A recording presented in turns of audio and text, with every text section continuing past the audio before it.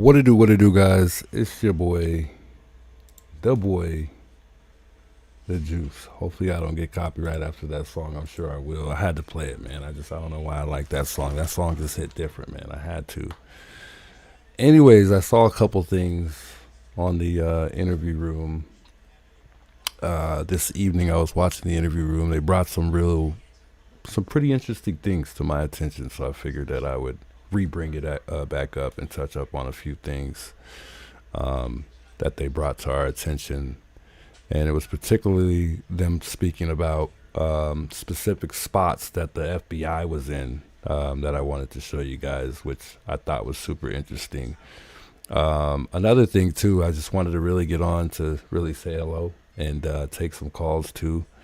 I won't be on too long, maybe a couple hours, and then we'll end it there. I had to take a break from Nancy's. As you guys know, for those who follow me on X, Laura and I went out, got to use the thermal for a little bit. That was fun.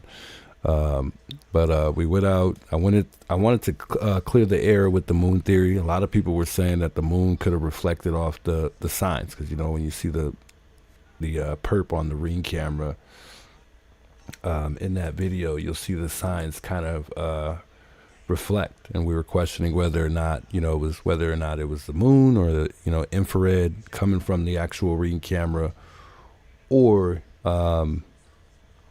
it was lights. I think some people think that there's a car there. I still question whether or not there's a car there. It's still hard to tell. So I still have been looking into it.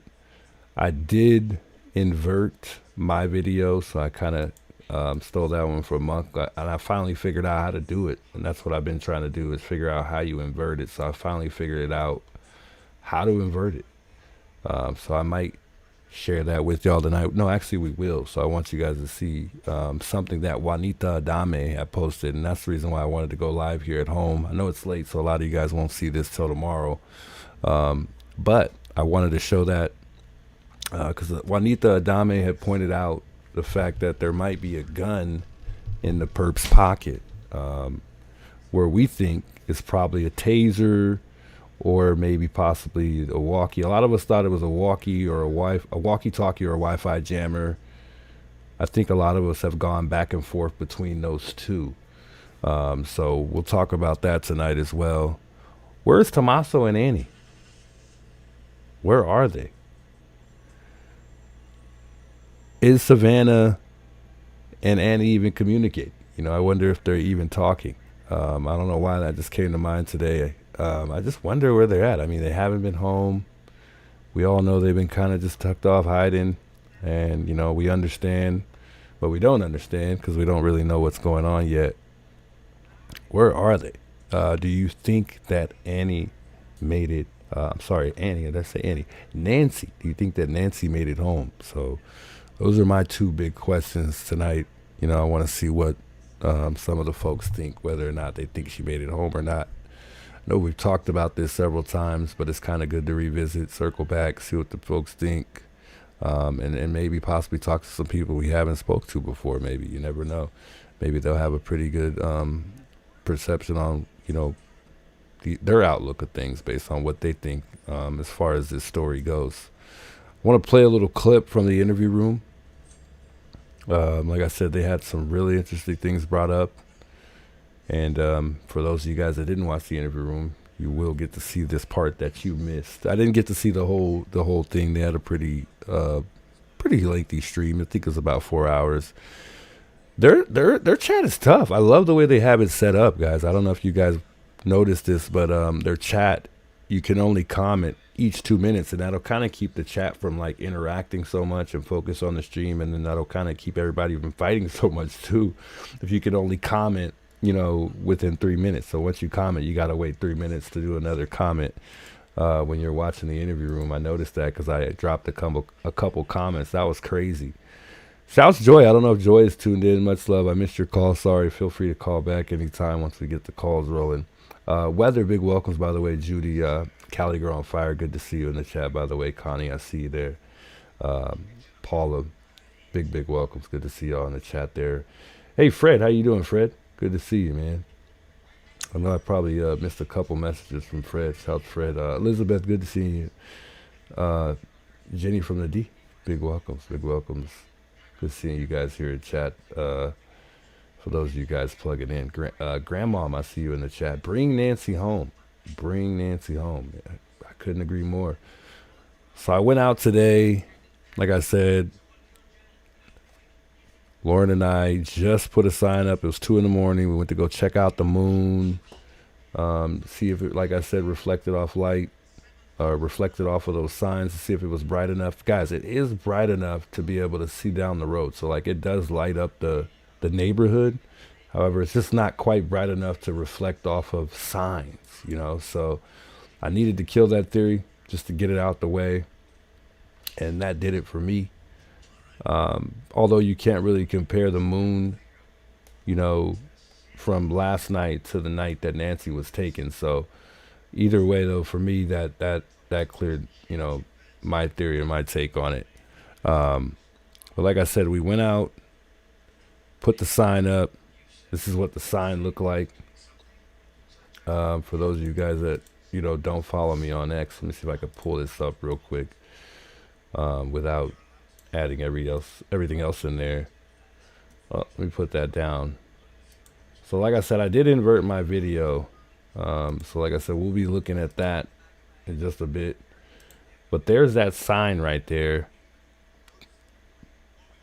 And that's exactly where we put that sign, which is crazy. To go back or really get a phone call before actually going back in the morning at that. So they took it relatively quick. I mean, we were out here. It was 2 a.m. when we went out there and dropped this sign off. Shouts to Lauren. It was a good sign, good idea too. But yeah, we went out there, put that sign up. And then for those of you guys that don't follow me on X, here's a little bit of what the sign says. If I'm able to show you that, that's a little bit of what it says. And it's in a reference to the rocks on the side of the road. Strictly prohibits obstruction of clean zone or right of way with rocks and boulders. And then it notes the ARS Title 28 outliner rules regarding obstruction of view and right of way laws for drivers and pedestrians. Heavy rocks or planted cactus in a street clear line of sight constitute a traffic hazard and is subject to civil and criminal penalties. I mean, the cop, I spoke to a cop yesterday. He seemed like he was real concerned about my safety. But he wasn't very concerned about the rocks. Didn't really care. From what he told me, basically what he said was, as long as the person does not get caught putting those rocks there, it's pretty much illegal. Or it's pretty much legal. Not illegal, legal. I was on top. You guys know where it was at. For those that were chiming in, I was on top of the hill. Kind of where Alex was sitting. You know, he went in the roundabout and he figured out that was legal. We call it his apartment now. Some people call it his apartment. I was just to the right of that, and I had the tripod maybe for like 5 minutes just to the right of that in the road. And the neighbor got on the camera and told me to move the tripod, otherwise she'd call law enforcement. Now, a gentleman by the name of Bob had came by.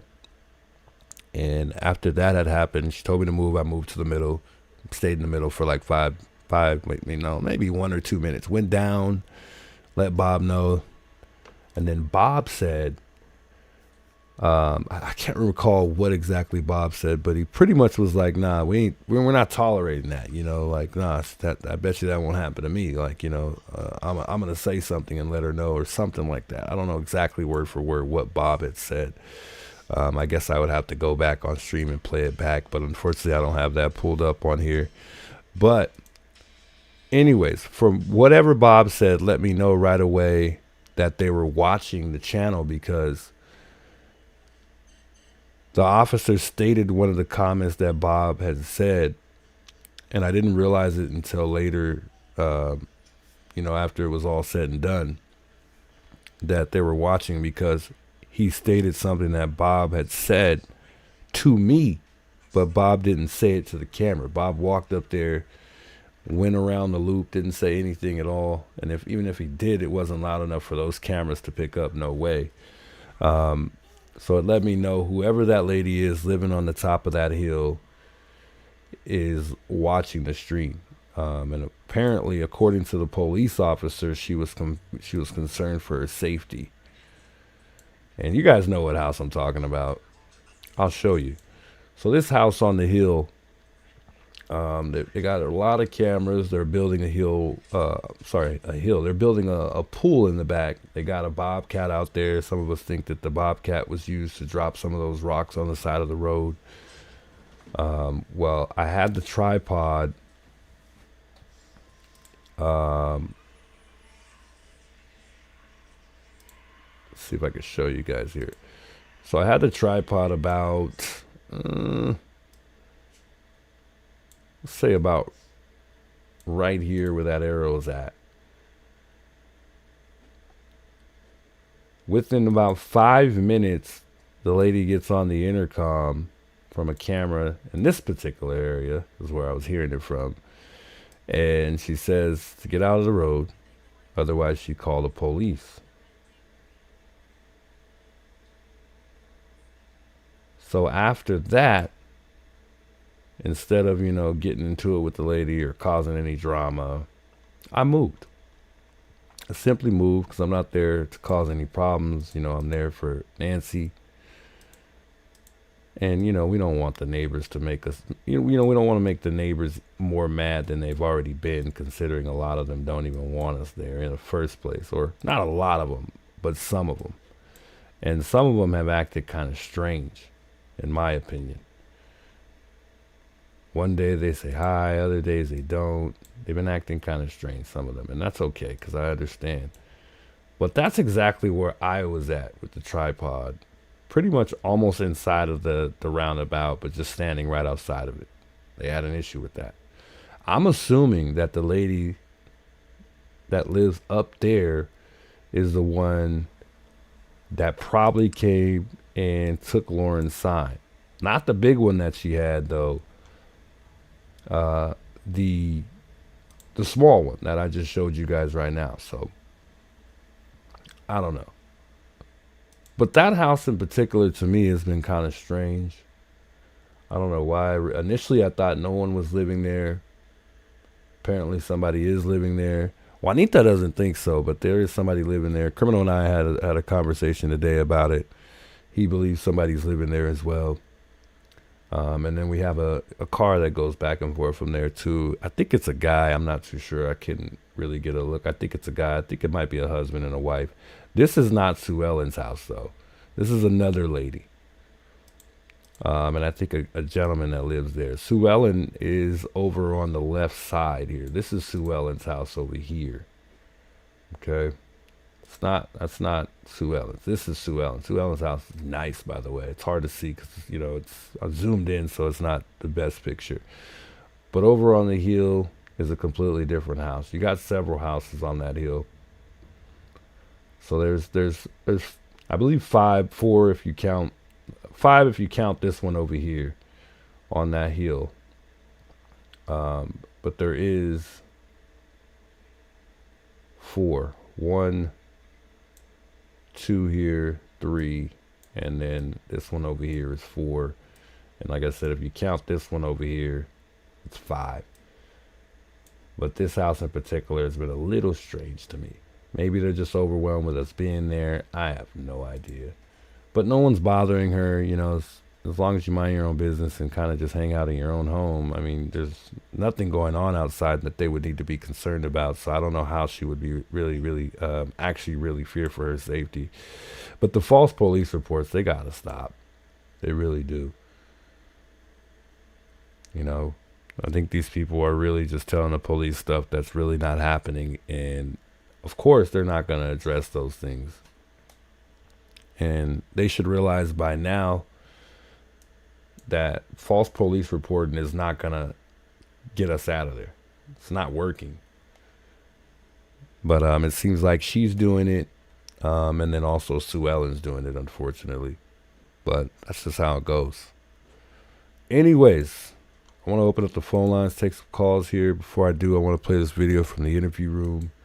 Like I said, I inverted my video. So I want to run through that a little bit so you guys can see what you guys think, whether or not if it's a gun or if it's a taser.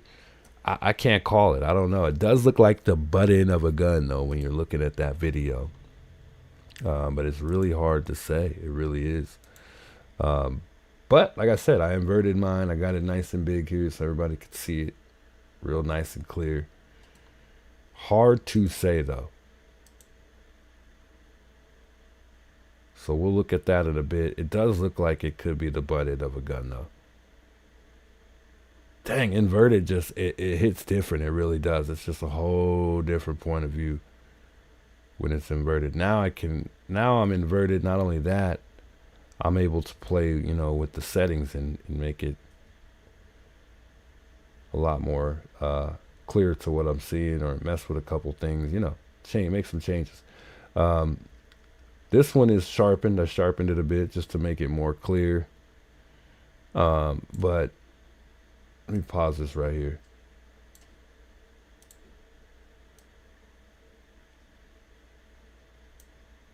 So we'll open up Adobe Pro so that way we could pause it in a better spot than this. But that looks like a gun to me. And let me actually put the arrow out.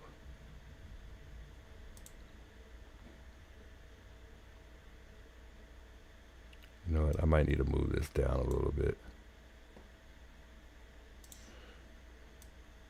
So like in this area right here, and we'll get back to this right now, because we got to talk about this. In this, got to give her credit for Juanita Adame. That was just great. And let me see if I can play it. Let's play it in real time, just real quick.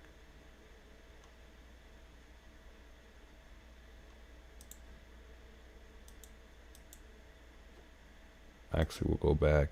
Yeah, see, it's skipping through, and I don't like that at all. So we're going to have to pull this up in Adobe Pro. So I don't think I could slow it from here. But that looks like that's a gun. It really does. Either that or it's a taser. I almost want to say taser, but the butt end of a taser doesn't look like that. Anyways, we'll get back to that. We'll get back to that. That was a really good eye by Juanita, though. Shouts Juanita. Anyways, interview room, like I said, they pointed out some things. Gotta play this clip real quick because it's, they had some really good stuff that they had pointed out, and it just had me thinking. It really had me thinking. So let's play this clip just real quick, and then we'll get back to the inverted part on top of opening up these phone lines for a couple hours here, maybe about an hour or so. Nothing crazy. Let me move this arrow real quick here too. It's all in the way. It's all in the way. I didn't think I was even going live tonight. Picture's very blurry? What? Stephanie, good to see you, by the way. How's the picture blurry? No way.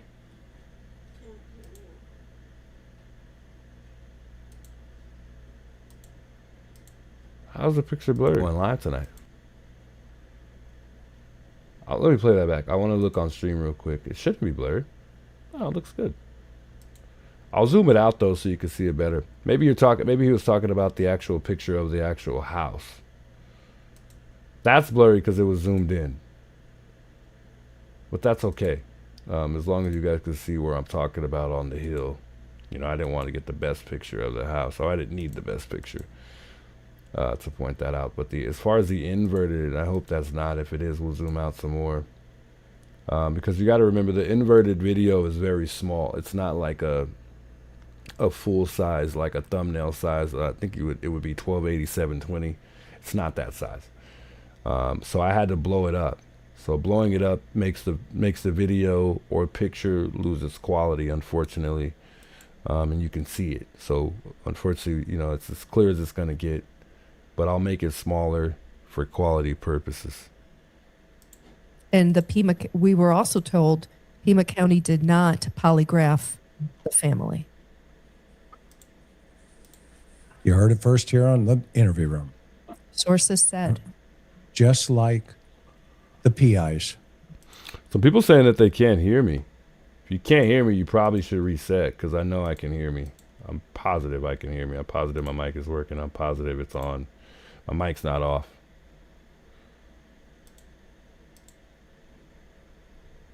And I'll play it on stream so I can hear myself. It hits different. It really does. It's just a whole... If you can't hear me, you probably should reset, because I know I can hear me. Yeah, let them know I can hear me. Let them know in chat to reset. If you cannot hear me, you need to reset. I know for a fact my mic is working. Yeah. I'm on point right now, okay? So my mic is working. I'm keeping an eye on everything. It's on, for sure. I checked all that before I started, too. We're also told Pima County did not polygraph the family. You heard it first here on the interview room. Sources said. Just like the PIs.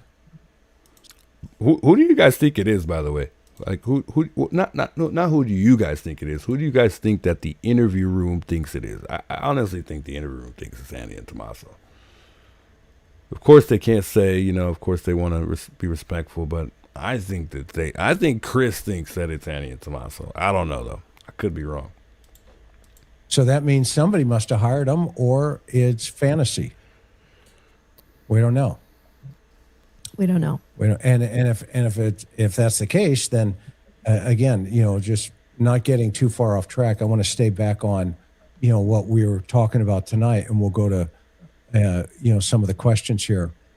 I think what we can establish here tonight is this appears to be a trajectory change. Now, does that mean there couldn't be a little cast off, maybe if she's moving or if she's flailing like Bob is suggesting, that you couldn't have it a little bit further ahead of the porch? Or excuse me, the stair, I'll call it the porch. So right here he's pointing out that there's a change of direction, as if, you know, she could have been carried a certain way and then, you know, turned, or they could have maybe even went back in the house. I don't know, but I don't necessarily agree with this at all. It's possible. They also mentioned the fact that you don't really bleed once you're dead. You know, it's probably blood that's for the most part left over. So you'll hear in a sec. The stairs, okay. The answer is yes, you could. But this right here, this shot right here with him taking his camera out, he is photographing something. And when you watch the video, because I did, he physically takes his camera out and he starts photoing or videotaping something, and they immediately change direction on that porch to that pathway. See, and I didn't think about this, guys. This is what had me thinking on the interview room. So I'm actually glad that they brought this up, because I didn't really think about them avoiding the driveway, period. And that car that we think we see, it doesn't seem like it's all the way on the driveway, but it's somewhat in the driveway. I never really looked at this pathway until he brought it to our attention here. And because remember, the blood stops where they're at. Not only that, he kind of shows one of the FBI agents, like, I think either gathering some type of DNA, doing something on the side. So you'll see that in a second. But I never paid attention to that pathway going on that left side, right if you're coming out of Nancy's door. But when you're facing it, it's on the left side. I never really paid much mind. But it really had me thinking whether or not that they could have carried her to the road, which changes things just a little bit. But I don't know. We'll keep listening here. So they're seeing something. They're seeing something. And look at, all four of them are headed in the same direction. And by the way, they go up to the patio. And that was going to be the next one we're going to do. If they saw blood on the ground, thank you, would they Elizabeth. be walking through it? Well, no, would it it's be already cordoned off? it's already been recovered by this point, because Okay. this was earlier. See, this one specifically is what I'm talking about. You see that agent on the floor there? Now I'm wondering whether or not that they saw blood because right there where that agent is standing at is where the blood stops. Literally, for the most part, exactly there is where it stops. Somewhere in this area right here where my arrow's at is exactly where that blood stops.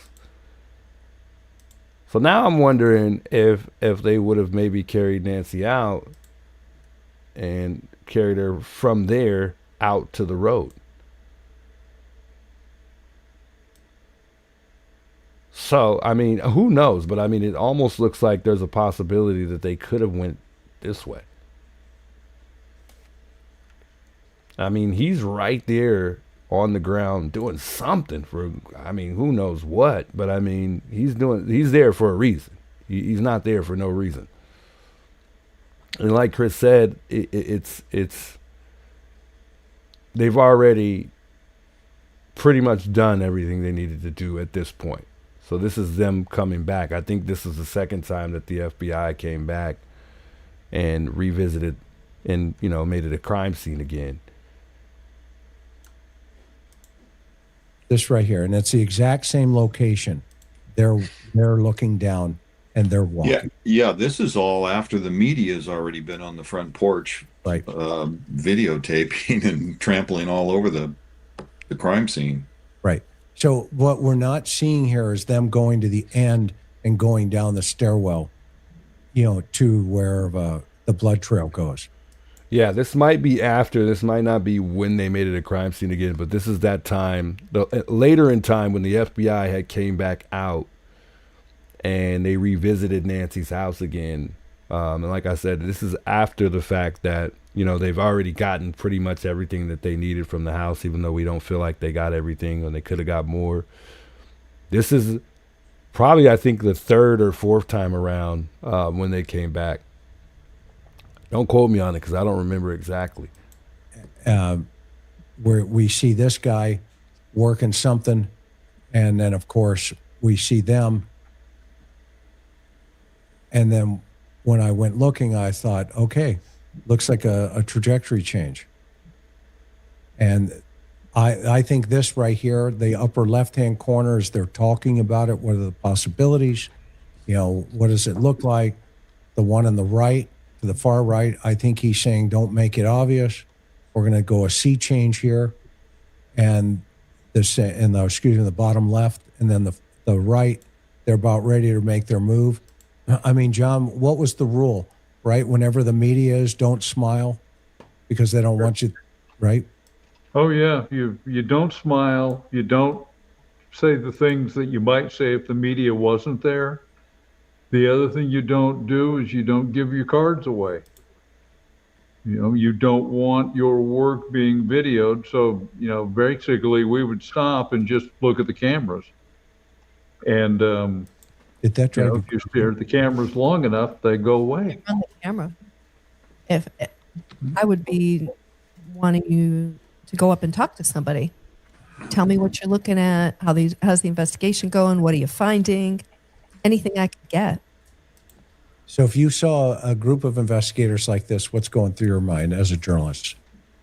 Obviously, they're working, they're looking at stuff, they're, you know, and that doesn't mean they're going to come tell us anything.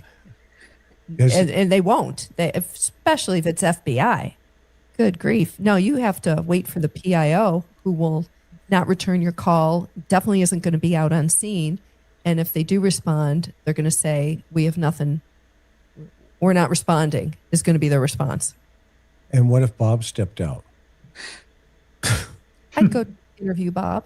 See if I can get him to talk. Hey, I'm a nice guy. I would give you a great nice interview, guy. Karen. Yeah. You might not tell me a darn thing, but you may talk to me. Oh, I love it. I love it. I probably wouldn't tell you much. That's for sure. Get that. All right, let's grab some. Gary, any thoughts? Because you've just been sitting up there being Dr. Ricardo, thinking, processing. Does this change your thought process about the suspect's behavior potential? Well, I just think it's interesting because myself included. I mean, I've talked about Porch Guy as being a little bit dim-witted, not particularly intelligent, not thinking well under pressure, things like that. And I'm not so sure. You know, I mean, part of me wonders if there's a little bit of an underestimation of how sneaky and scheming that person might have been. Do you guys also wonder about that? I mean, he did get away with this, it looks like.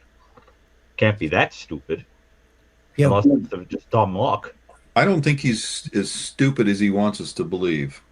And I think that's your point, right, Gary? Right. That's what I'm starting Yeah. to wonder if Yeah. if that ultimately this is or he was instructed by somebody more intelligent. I don't know. And the other thing I think we have to clarify is that when we are putting these ideas out there, we're only talking about a hypothesis, but we're not dismissing our prior ones. In other words, this is just a new avenue for thought. Mhm. But so, for example, we're not saying it's impossible that the entire time whoever was in that house, she was already deceased. It's entirely possible that she was immediately eliminated or died, and then the offender went around doing something, made a phone call, talked to whoever was behind the curtain, looked for Well, something. at least for the people that think the ransoms were real, you know, I think that would only say that Nancy was alive for some period of time, and to me, those blood patterns showed to me that she put up a fight, because there would be no need for them to do any of that, you know, unless Nancy had put up a fight. But based on, you know, the way for me, I look at it like this, and I say this all the time, with the way Savannah can be aggressive on live television at that. So imagine her behind closed doors. I mean, on live television, just seeing how aggressive she was with Donald Trump. I mean, I'm only assuming that some of that comes from her mom. So it's no question to me that Nancy fought, you know. I just truly think Nancy put up a fight at some point in time, whether that was in the bed or whether that, you know, she was, you know, when they got to the front door. It's questionable. You can't really say. But, I mean, the bigger question is, did she make it home that night? Did Nancy make it home? The only records we have that are factual, the last time that, you know, as far as being able to trace where Nancy went that night, was from the moment that she got picked up by Uber and the moment that she got dropped off. That's it. I was sitting back earlier and I was thinking, I'm like, you know, one thing I haven't really paid much mind to is the fact that in the neighborhood of Annie and Tommaso, the neighbors are close enough to see each other. And I'm sure the FBI went door to door the same way they did at Nancy's house. But do any of those neighbors have any footage? Do any of those neighbors have any footage of Annie and Tommaso's house that night? They got something. I mean, it's either at Annie and Tommaso's house or it's at Nancy's house. They got some type of footage of Nancy either leaving there at the time she left her home, the time she was abducted, or leaving, going to her house, returning home after taking the Uber to Annie and Tommaso's house. I got to revisit that neighborhood because now I'm curious. And did Annie and Tommaso have cameras before Nancy was abducted or anything like that, or all those cameras? Because I believe Annie and Tommaso have cameras, and maybe some of you guys know, but, you know, did they have cameras before all of this? Or did they just barely get cameras after all this? But I really wonder if any of those neighbors in that neighborhood have any cameras. It's difficult as well, though, because Annie and Tommaso's house is on the end of the road. It's the last house at the end of the road. So they don't have they only have a neighbor to the right of them. If you're facing their house, they don't have neighbors to the left. And they really don't have neighbors in the back. They do, but they don't. It's kind of hard to explain. So it would only have to be one of the two neighbors that are across the street, which would only be one. So I'm assuming that the neighbor directly across the street from Annie and Tommaso's don't have cameras. But that's okay, because one of those neighbors along the way going out of that neighborhood might have cameras. You know, to get to Annie and Tommaso's house, you do have to pass a Circle K. The FBI has something. They have something. They have them on camera somewhere. Something doesn't check out. And I don't know what that is exactly, but something does not check out. They went over there for a reason. And I think I'm starting to kind of figure some of this out, that, you know, as far as what they have, not, you know, whether or not Nancy made it home, but I think that they know for sure.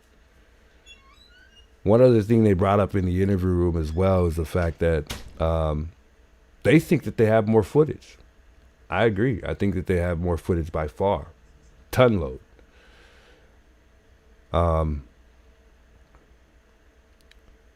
But I got to go back. I got to go revisit Annie and Tommaso's neighborhood, because now I'm really curious if that neighbor across the street has cameras. I'm just guessing he doesn't, but it would just be good to just take a look for my own peace of mind.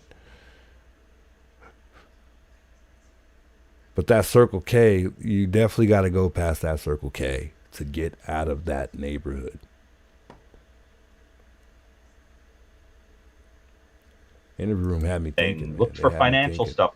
All of that's entirely possible.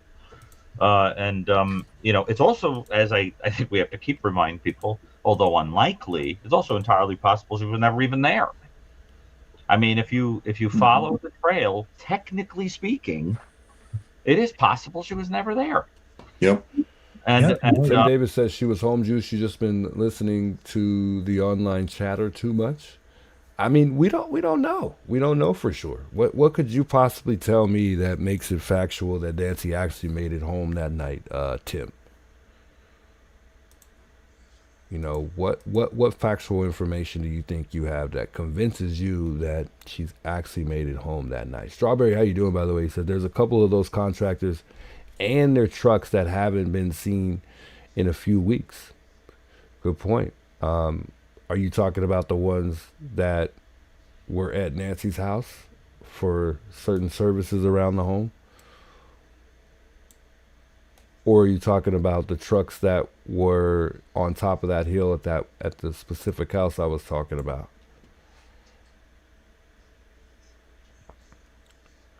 Defred says the garage door open and down was probably done by a phone Wi-Fi app. Doesn't prove she came home.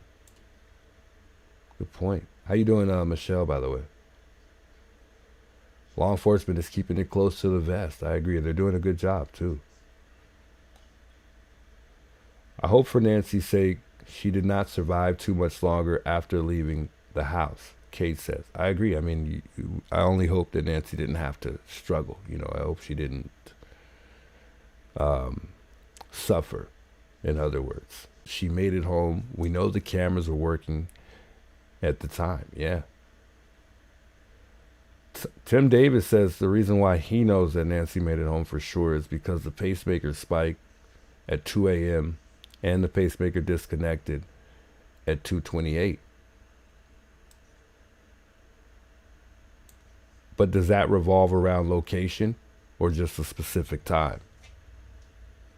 I don't think the pacemaker, gave us any location, though.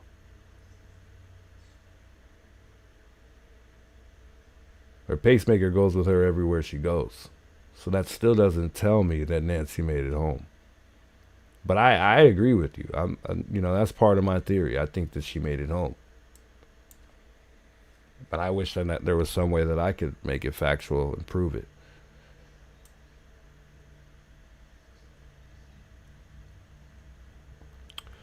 Fred thinks the guy at the front door is a stud. Interesting. I know it's tough to get over that, right? It's tough to, question that. I hate to even have to question that.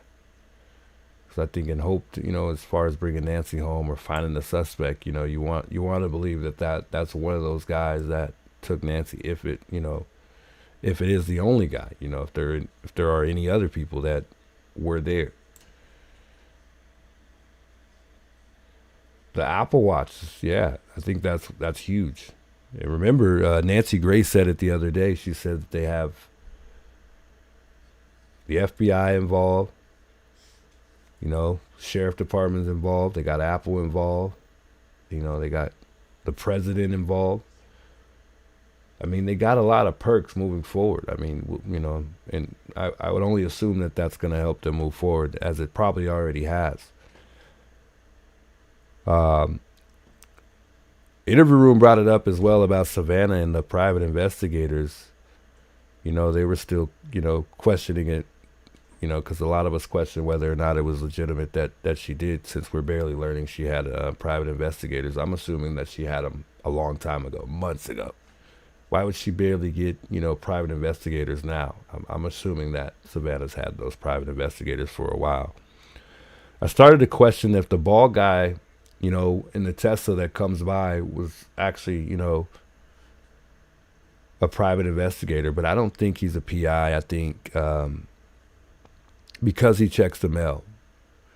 From what I saw, and, you know, I could be wrong, but according to, you know, doing a little bit of research, private investigators aren't allowed to touch your mail. You know, they're not allowed to go in your mailbox. But I mean, it depends. I mean, whatever you ask them to do, they might just do. Some people are willing to break the rules, if that's actually a rule. But upon looking it up, it seems like that's, you know, not something that a private investigator would do.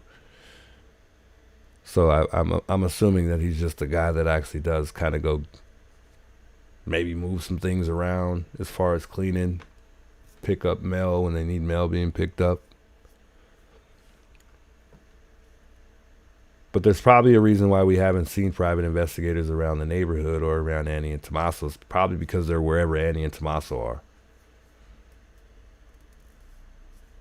And, you know, whoever, or they're where, you know, wherever the suspect is, you know, depending on who's the suspect, you know, whether or not it's family, I don't know. Whether or not it's, you know, family friend, I don't know. Whether or not it's somebody that just doesn't even know the family at all, I don't know.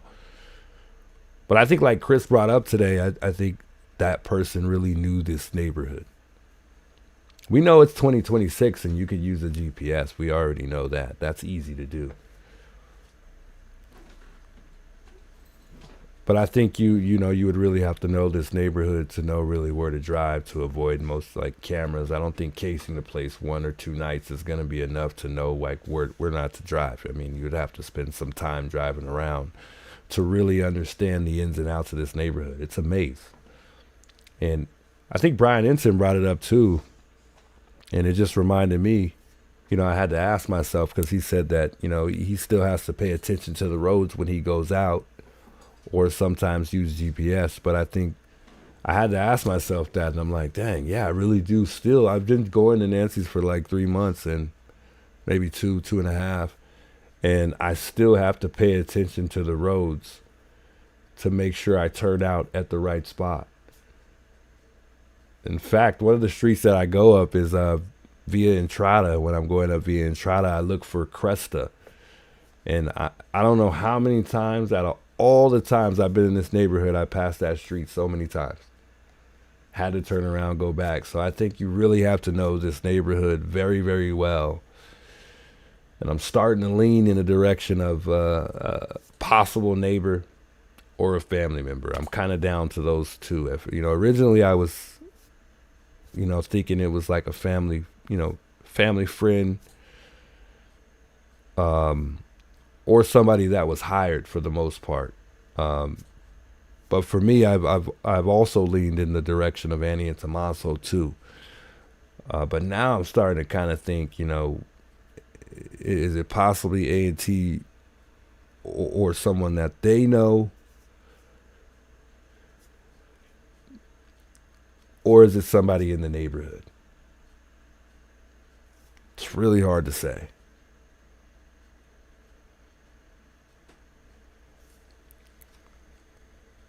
Another thing, though, I gotta mention too, is people keep taking every single thing that Savannah's saying and taking that into consideration. Not everything Savannah has told us is a fact just because Savannah said it. Some of these things are what Savannah has been told. They're not things that Savannah just simply just knows. But I've noticed a lot of things that, you know, she said, we go back, revisit that, and we're saying, because Savannah said this, that's really what it is.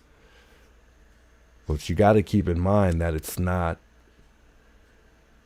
you know, she doesn't know everything. You know, some of this stuff, it's been presented to her. And I'll point some of that out along the way. But I mean, one of the things that, you know, let me finish playing this video. You know, I mean, that's the whole thing. As far as I'm concerned, the too. trail, like if I think of myself as like, Let me put this phone number up here too. Feel free to call in, man. Let me know what y'all think. You know, let me know if you feel like she made it home that night. Where do you think Annie and Tommaso are? Do they still have a good relationship as far as, you know, Annie and Savannah? Could they be maybe even in New York? You know, maybe they're out in New York. That'd be a good place to be right now. That would save them a ton of money too, you know. Sniffing hound, you know, which I suppose is easy to do. You know, the trail technically goes cold when she gets, you know, when she's heading home. At the time she would be heading home. Hey, Juanita, good to see you, by the way. Everything is just based on a narrative that's been told. I mean, is that true? Well, actually, it's from the point the Uber driver drops her off. Oh, that's your place, because that we have really is the point where we have good point. Juanita says it's important to note that neither A or T are working. How are they paying their bills? Right. And if they're, you know, living somewhere and where they're getting, you know, who's ever paying, because somebody has to be paying, you know, whoever is, you know, how long are they going to be able to sustain this? I mean, we know an Airbnb is probably not cheap, you know, as far as doing it month to month. I don't think that's going to be, that's costly. But we all know everything that revolves around money. We all go right back to Savannah and talk about how much money she has, you know. But I think what's more important right now for her is getting her mom back. You know, I don't know if it's as important to her to be supporting, you know, Annie and Tommaso right now. But neither of the two are working. Good point, Juanita. Neither of the two person who have is any outside income the right now. circle of the family or acquaintances who can attest to her being alive at that point. Yeah. So as of the Uber dropping her off from that minute on, I mean, of course we give the benefit of the doubt. We assume that before people were cleared, they, you know. Cali Girl says Savannah's a lawyer. Let me get to some of these people in the chat here because I don't want to let it get too far away. Cali Girl on Fire says Savannah is a lawyer and would not say things without proof. I don't see how that has anything to do. She's no longer a lawyer. She's a prior lawyer. I don't even know how long she was a lawyer, and I don't truly think that matters. You know, with her saying stuff, you know, that she had said in that interview. I don't think that everything she's saying has to mean that she knows that for a fact.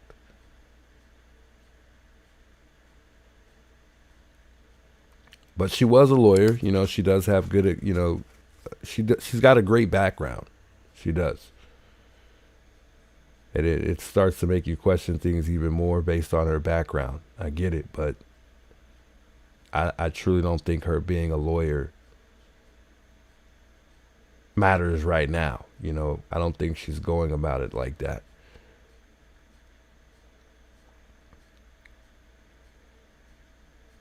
Kate said someone in the interview room. Let me pull this up real quick. She says someone in the interview room said tonight, it is like there was and is a lot to get monetarily. She may have more than some, but not enough to go through all of this. I agree. Yeah. Good point. Good point. Challenger says liars get paid to lie. Good point. Can't argue with that. That's true. Nina says you are right, Juice. A lawyer also can twist and turn the narrative. I agree. Yeah. Good points, man. A lot of people got some good points in the chat. Wow.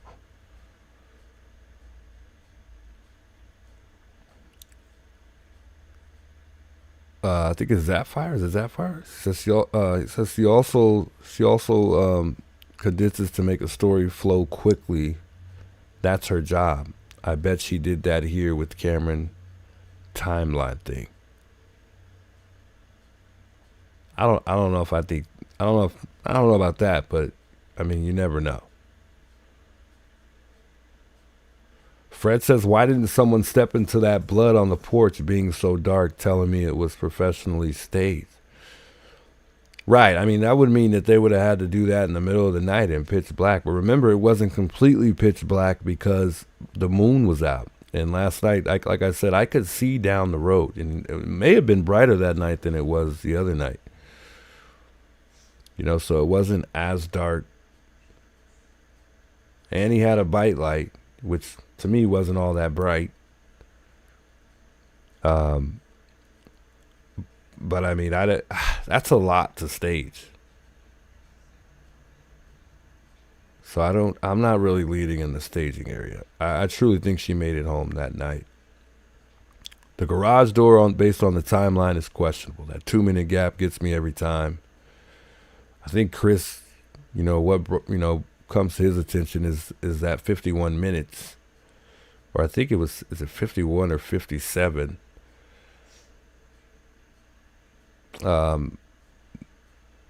They think that that's a long time. And I think he's talking about, I want to say he's talking about from the time that the police were called. And then I think from the time it might have been from the time that they called and then the time that the police actually arrived. I don't know. I don't know exactly what he was talking about, but he's got a different time based on the timeline, which isn't really in the timeline that raises his attention. There's something with the timeline that raises Chris's attention. I think there's something for all of us that are kind of suspicious. Actually, not all of us, but some of us. Some of you guys think that, the 2 minutes is accurate, with the door opening and closing. For me, I think that's just not long enough. I think Nancy truly needed assistance to not only get out of the car sometimes, but, go inside.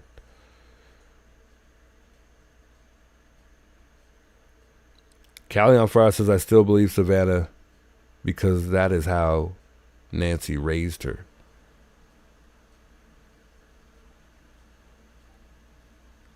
Juanita says Savannah always states, in my opinion. Agree. You know what? We'll play that clip right now. Let me finish the rest of this clip I wanted to play here from the interview room here. And they clarified, So I mean, I'm assuming. So the idea is that technically, we have no knowledge until I guess you're saying from the minute she gets out of that Uber. Unless we want to. Right. And actually, Gary, it depends on which camp you fall into. If you're to believe Savannah in her interview, her mother was taken from her bed in the middle of the night in her pajamas without slippers, barefoot. Right. If we're believing Savannah. If you don't believe Savannah, then your point could be, sure, everything's open and on the table. That 2:28 a.m. pacemaker, either disconnect or event happened, and Nancy potentially was not at her home when that happened. So put the phone there. Right, exactly. Put the phone there to make it look with her. Right. Well, her phone had to be with her up until, or I should say her Apple Watch. If we've got that as a data point. And then the garage, if we're to believe Sheriff Nanos on the data points, 9:48 p.m. and 9:50 are those two data points. So I guess you have to pick and choose what facts you're going to believe. What are the facts? I mean, right? I guess So real quick, speaking of the facts like that, like I had mentioned, one of the things that I know that Savannah, I think, is one of the reasons why she thinks the ransom note is legitimate because of what was described in the ransom note. And the only people that would be able to confirm that would be the family. So that would be Annie and Tommaso and or, obviously Cameron and Savannah. And I think Savannah was able to say, yeah, my mom wears those pajamas. Those are one of the pajamas that she wears. And remember, the ransom note came on the second day, February 3rd, and February 2nd, I believe, and February 3rd. Those are the two that she thinks that are real. So, I mean, this is pretty much before all of the chaos for the most part. So that's why I'm like, you know what? Dang, the ransom note has to be real. Because it came around the time the media got there.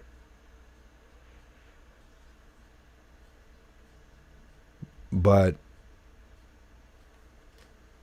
the family is the only one that would be like, yeah, her Apple Watch is orange. That's correct. Those things that, Savannah's saying, that's why I believe, that the ransom is legitimate, because I think there are some things in the ransom note that were described that the family agreed was something that Nancy had. With other things that were stated, it's just opinion. It's not every single thing that Savannah's told us is true. It's what she may have been told. It's all speculation at this point. Well, but the fact, but not believe. What are the facts? I mean, right? I guess it's all speculation at this point. Well, but the fact, but not the timeline that the sheriff put out. If we're to believe his timeline. If we stay with what the sheriff said the night of the very first briefing. Sheriff, how did she get home? The family took her. Okay. Did the family go in with her? Yes. Okay. Around what time, the next morning was she discovered? 11-ish, around 11-ish. Okay. The next morning, that goes, 11:56. Okay. Well, what happened to 56 minutes? The sheriff was on the scene for the whole day. The whole day. I mean, either he's like a total doofus, or somebody lied to him and just put him as a national embarrassment on the team. Because 56 minutes is a long time to screw up. I mean, John, you would have tore my lips off.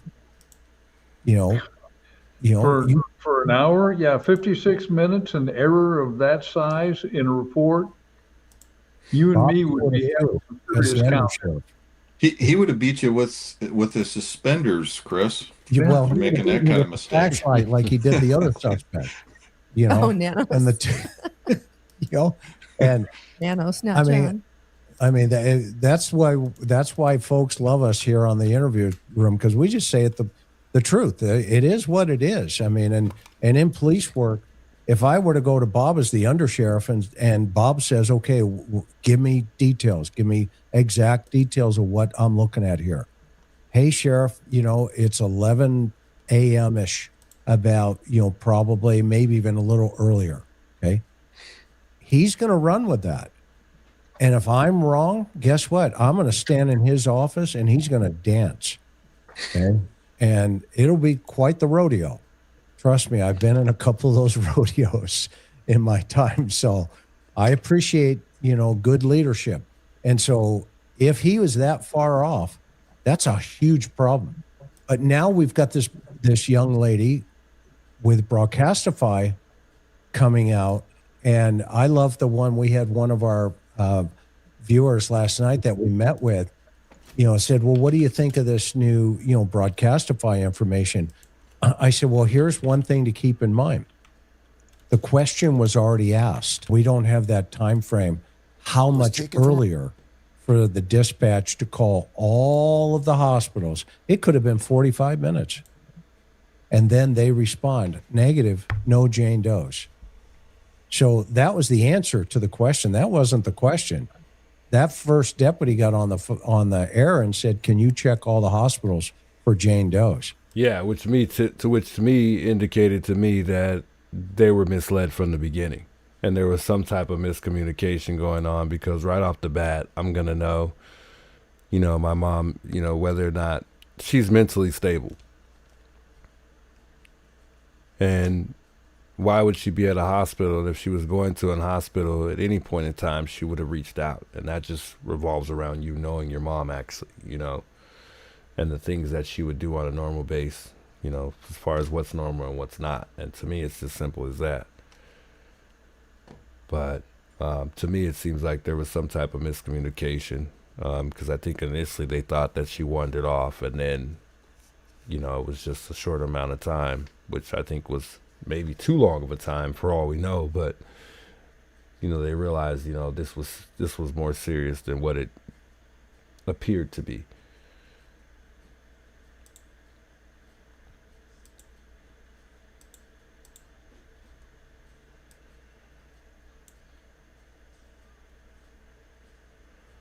Tim Davis says, well, that's not a family member on the porch, at least not a family member that we know of. I'm sure Nancy had extended family, so Savannah has other family other than her siblings. Yeah, and I think right away, they would have, she would have known that if that were the case, though, if it were a family member. I think so. But it could also be one of those scenarios, like, where they have the, they know, let's just say it is a family member. They still got to be able to put him there. They still got to somehow prove that it was that family member. I don't think that, that ring camera footage is enough to prove, who that person is. I mean, it is,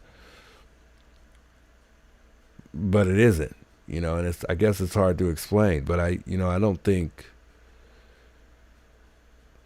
and you know what, it is because, there's certain features that describe who that person is, with him being behind that ski mask, just like the eyes, the eyebrows, and that, that gold teeth.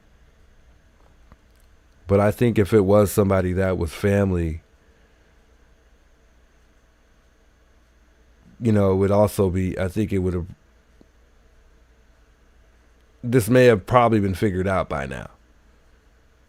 But then again, who knows? Who knows? Maybe it just seems like it's a little bit more difficult than what we think. I don't know. Would it be much easier? Would it have been solved already? Perhaps that, it was, let's just say it was Tommaso, if they, if Savannah realized, hey, that's Tommaso, would this been figured out already? I don't know. But I mean, I think he'd be smart enough to hire somebody and have somebody else do it. But that doesn't mean he wasn't there that night.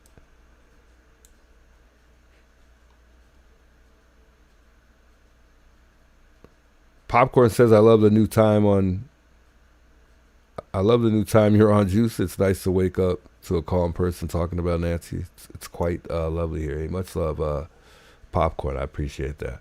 Yeah, I mean, I probably won't be on this time, well, every day, but I mean, I probably will be streaming around these times. Kind of just doing like a little late night show thing, where we kind of take some calls and talk about the case. This is my time that I'm, normally up. It just works out better for me. Cozy, how you doing? It says it's hard to tell who it is at the front door. Too many layers. It is. And when you look at the perp from behind, it almost does look like it could possibly be Tommaso. I had to look at it twice. Some people are going to argue that it's not, that he looks much shorter. I think that's a majority of folks' arguments, is the fact that he looks much shorter. But he's crouched down on the initial approach. He's still crouched over to the side once he turns his back. I would say Tommaso's around 6'1", 6'2" at the tallest, if not 6 feet. But he's definitely not, my height. He's definitely not. I don't think he's 6'4". I'm pretty sure it wouldn't hard to be able to look it up online. I would say Cameron's taller than he is.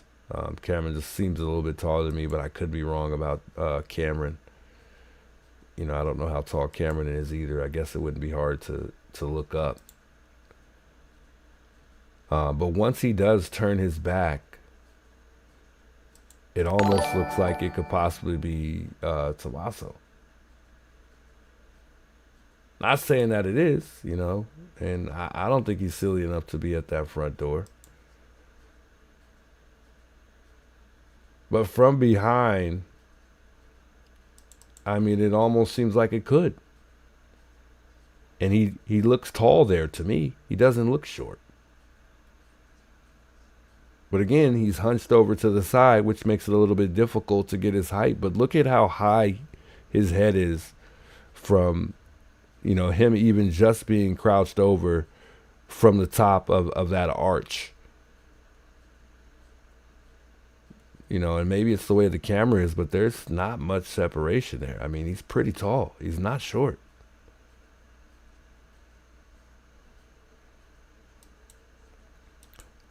But he's smart. He's even kind of limping with the lean as he kind of goes down. He's not dumb. I knew this from the get-go. He's on the bottom of the step now as he's bending over to grab the shrub. So now we really don't know how tall he is because he's down the step.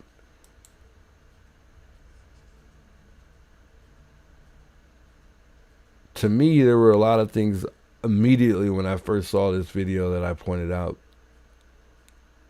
that this guy was smart. He was not dumb.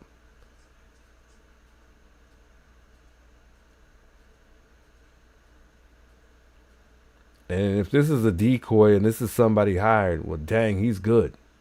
So far, for 120 days, getting away with this, oh, he's good.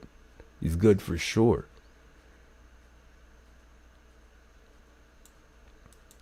I wish I had a picture of Tommaso facing the other way just to compare. Look at how bow-legged. You see the kneecaps there? He's bow-legged both ways, it appears to me. Even on the leg, it goes inward. And then the duck walk we always talk about, how the feet are facing outward.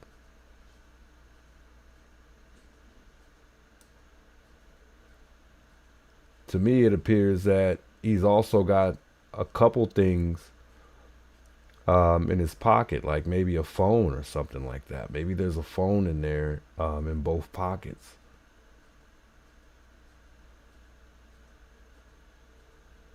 But I was also looking at the pockets, and it looks like he's got something in both pockets as well.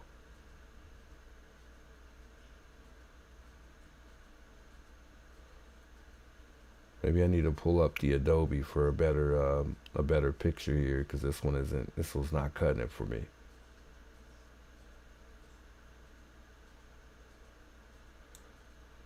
I think that's a gun or a taser. That has to be a gun or a taser. And this is the actual video. This is not AI or nothing like this. This is the actual video. I took the actual video from the FBI website and simply inverted it just like Monk did.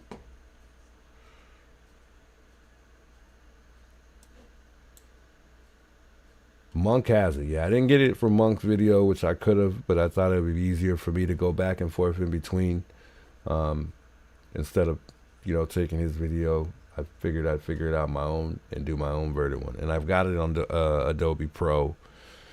So I'll be able to kind of scavenge through that a bit, back and forth, as I kind of mess with the quality and whatnot. But I think that's a gun. Feel free to call in, guys. Call in. Let me know what you guys think. The number's at the top. I put it up there. 702-546-8771. Big and clear. Hope y'all could read it. It's pretty big.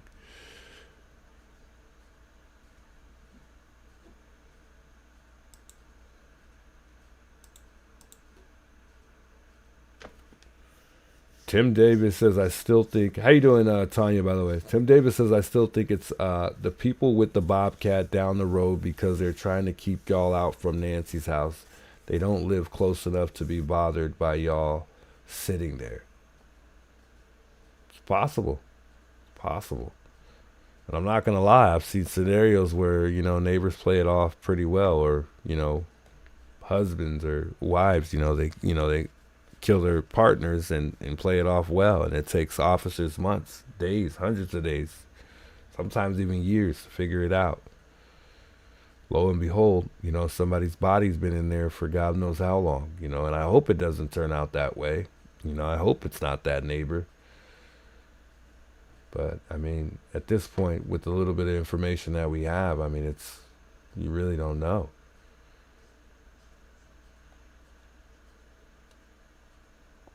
Diane, yeah, I reported it today. I actually went out to Nancy's today. I shared it in the beginning of the stream here that Lauren and I put out a sign.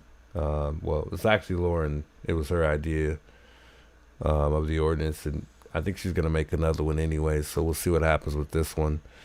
But DTL had a pretty good idea. I guess I probably shouldn't share it with the sign, but we'll see if that works too, and if we actually, do it. But 2 in the morning, like I said, I wanted to try to do a little moon theory to see if the light from the moon reflects off the signs. And of course it didn't, as I knew it would. And while I was doing that, Lauren had put up the sign. Get a call probably about 12 noon, 11 this morning, saying the sign was already gone. So within hours, one of the neighbors, and I'm going to assume it was the lady on the top with the Bobcat, came and took the sign. Don't know who it was, but one of the neighbors took that sign immediately. Sign looks way better than those rocks, I got to be honest, for sure.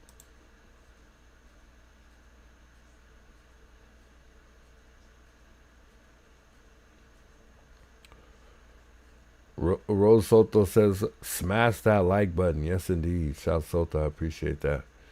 Hit that thumbs up if you haven't already. I don't know how many likes we're at. I guess I could look, but it doesn't stay updated for me. 185 likes. I guess we're not doing too bad. 237 people tuning in. We're doing all right. We're doing all right. Shout out to everybody tuning in, by the way, guys. Hope you guys have had a good weekend. I know. I'm overwhelmed, too. I don't even want to go back to work either. I know. Nobody does. But we got to go back to work tomorrow. For those of you guys that get the weekends off, at least. Back to work we go. Unfortunately. Joy, I don't know if you're here. Feel free to reach out if you want to reach out. Joy, I know she called me before I got on. It might be a little late for Joy. No, I think she stays up late. She probably stays up late.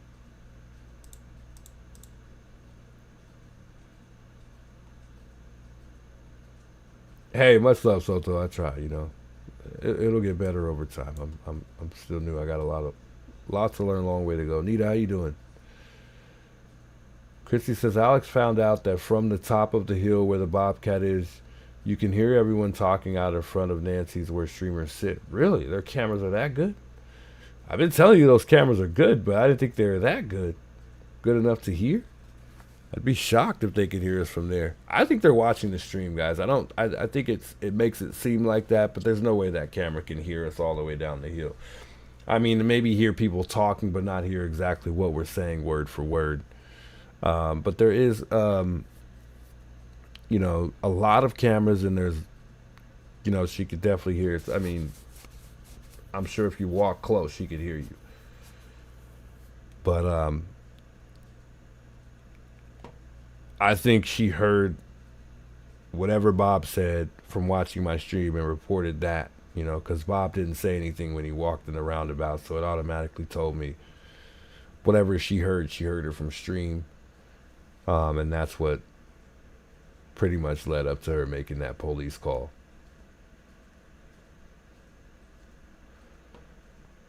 If you lost sound, yeah, feel free to just go back out, come back out again. Let them know in chat if you can.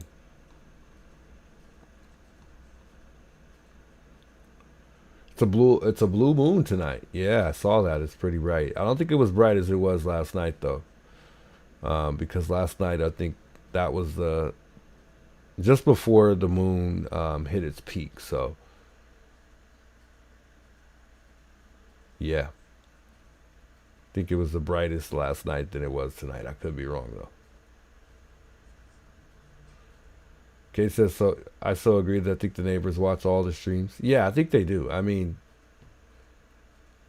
maybe not all of them, but I know they yeah, I think they watch most of them. Not all of them, but for the most part.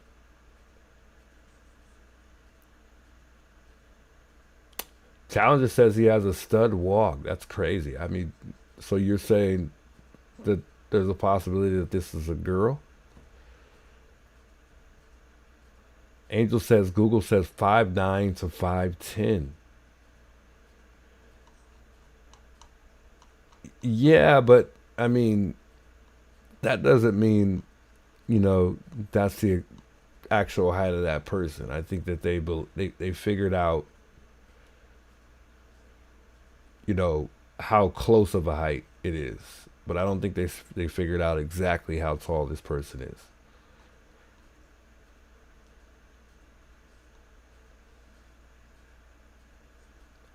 Also, I think if they, let's just say they found out that he was taller, I don't know if they would correct that, because I think that would give away information that they don't want to give away right now. But I could be wrong. So I think as long as if it's roughly around the height that the actual person is, that's fair enough. I don't know if they would change it if they had the actual height. Being that they already given us, if not the height, what's closest to the height.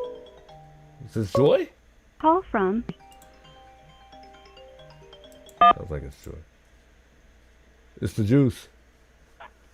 What are you doing out there at Nancy? Hey, how you in the doing? morning. How you doing, Joy?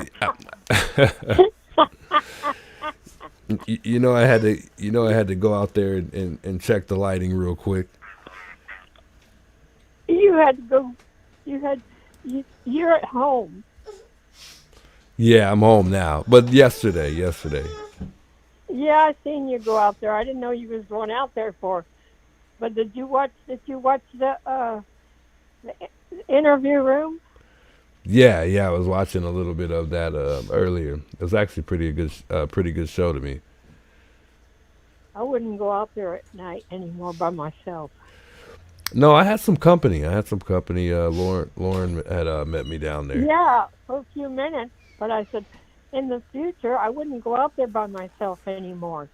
Yeah, no, it is scary. It's creepy out there. Them motherfuckers are watching.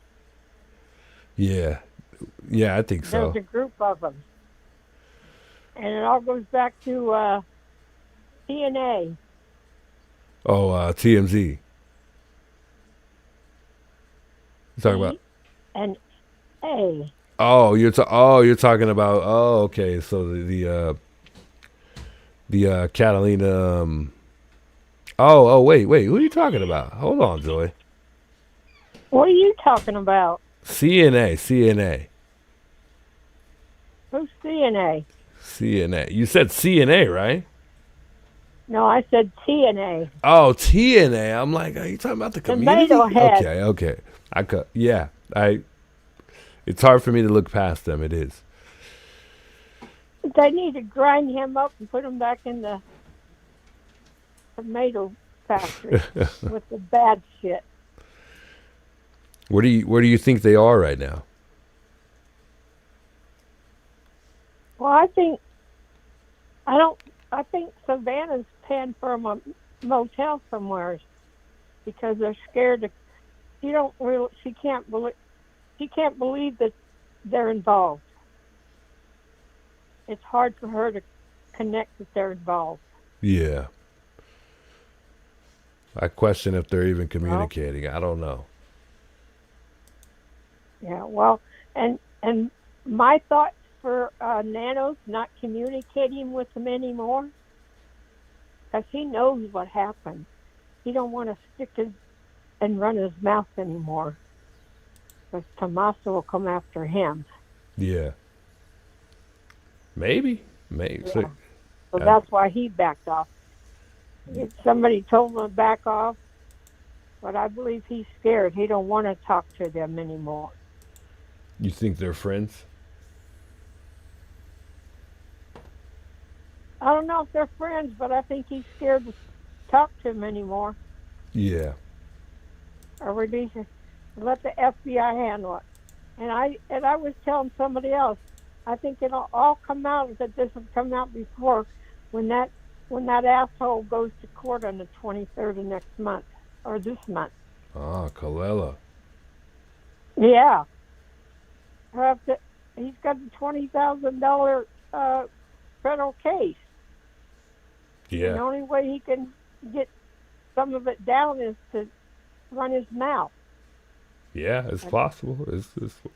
We hope I so. don't think he's gonna last too much longer anyways. Yeah. Somebody's gonna get to him.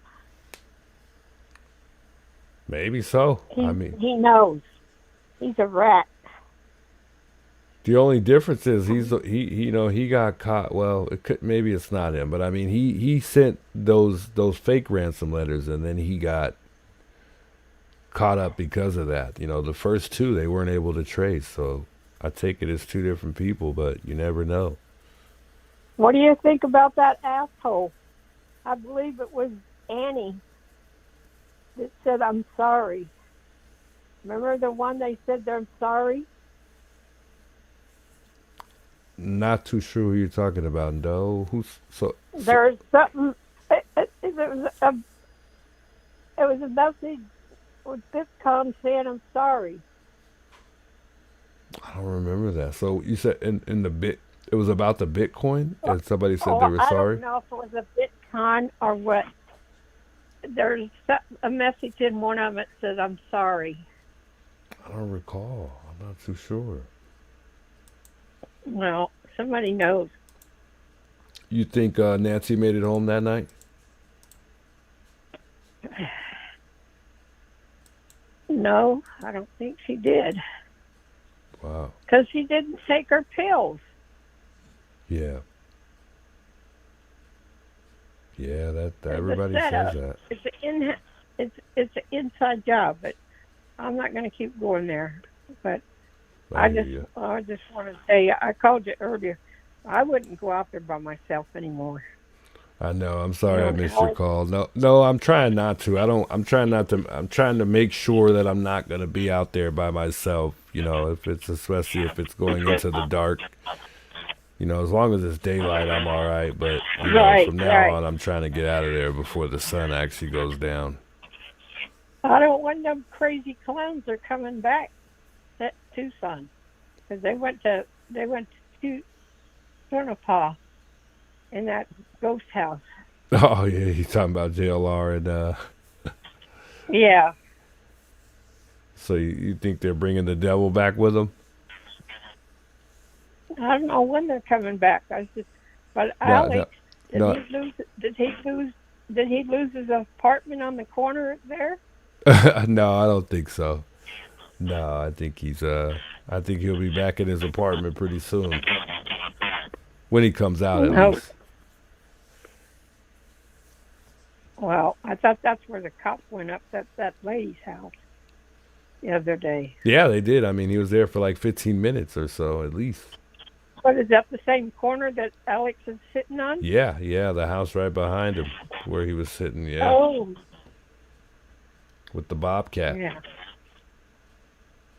Well, has anybody else been out there checking to see if they've thrown any more rocks and cactus since she put that sign up? No, I don't think they brought anything else out there, but they took the sign. They came and took it. The sign that Lauren put up there? Yeah. No. Within hours, they came and took the sign. It's Oh, gone. there's some evil people out And there. then Yeah, it's very evil. yeah, they came It's in.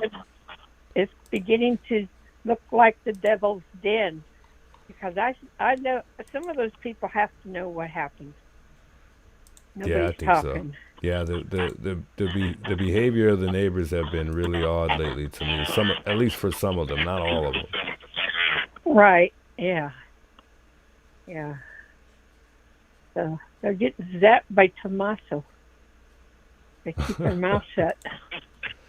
Or they're scared because they know if they could do this to Nancy and nobody found out what happened in 3 months. But heaven forbid, God's gonna get them. Yeah, I so. think if it's not before, I think it's when that kid goes to court. Hopefully he talks. That's what we're hoping. I hope so. Yeah. Anyway, you take care and don't you be going out there. No, I take- won't. I'll make sure if You have if to- I'm there, Not it'll by be yourself. yeah. Take your Only cross. during. Say it again. Take your cross and some praying hands. Will do. I will do that for sure. Okay, young man, you take care. All right, Joy. God bless. Have a good night. You too. Shout out to Joy. Appreciate you reaching out there, Joy. Yeah, but anyways, like I said, guys, we have put the sign out there, and yeah, I mean, y'all know I went back. I reported it on X, for like I said, for those that follow me on X, and I went back a little bit, in the afternoon. But when I woke up, I got a call, and yeah, they were letting me know that the sign had got removed. I mean, we put this sign there about 2, 3 in the morning. Well, Lauren did, and then lo and behold, within hours, that sign was gone, out of there. Out of there. Like I said, I reported it. I went out there just to kind of update everybody on it. Same spot, same exact spot. That the sign was placed. Gone. Completely gone. It's not even worth it to, go out there and put a camera up out there, see who's doing it, see who's doing the foolery. It's not even worth it. But I mean, it would just be nice to know, and if we catch them in act, which I'm sure at some point in time, it's only a matter of time they're going to get caught.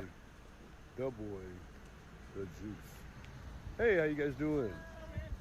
Oh, nothing. Just coming to report real quick. Yeah. No, she's watched you. Oh, you watched me before? Oh, Yeah, nice. Yeah. every day. I was thinking about coming and going live out here, but I was like, no, I'll just come by and report. Lauren and I had put a sign up last night of the ordinance for the rocks and the cactus. Oh, yeah. Yeah, and it strictly states that it's illegal. And I spoke to an officer last night. He said that it's fine, pretty much as long as they don't get caught throwing the rocks on the side of the road. That it's totally fine for them to do that, I guess. Which is crazy. I don't think he knows the rules, I guess, obviously. But I figured I'd come report the sign. I had posted a picture of it last night, and then lo and behold, somebody called me this morning saying that they already took the sign. I'm guessing it's the neighbor up there. I'm not too sure. I mean, they got a bobcat up there. I mean, That's a lot of work. that's a lot of work. Yeah. And they did it like in a few hours because I watched you. Quick. And then they drove by. As soon as we left that day to go to the sheriff's station, they immediately just Yeah, there's no way they hauled that down by. took off. I mean, they must have came right down here right away. I mean, I don't know. I'm not saying it was them. I don't know for sure, but they did get on the camera yesterday. I don't know if you guys watched yesterday. She told me to move because I had the tripod up. Yeah. And she was like, you need to move or I'm going to call law enforcement. Or she said, move the tripod out the middle of the road.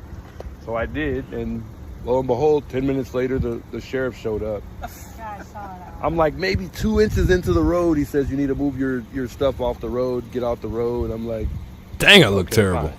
You know, I don't want to cause problems or anything, so I was like, whatever, I'll do whatever you say. Well, yeah, we better. We're here for Nancy. This is my girlfriend. Go ahead, Yeah, Oh, okay. but I won't hold you guys. I appreciate you guys stopping by. Thank you for watching too, guys. I appreciate it. So you guys be safe. Yeah, this is the day, guys. I went out there today.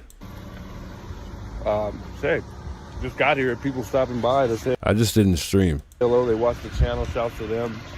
I just wanted to come by, report this real quick, just because, you know, we just put a sign up here as I was telling them, and then lo and behold, you know, there's no sign. This is exactly where we put the sign here last night, and who moved it? Who knows? That's a good question. That's the big question: is who moved the sign?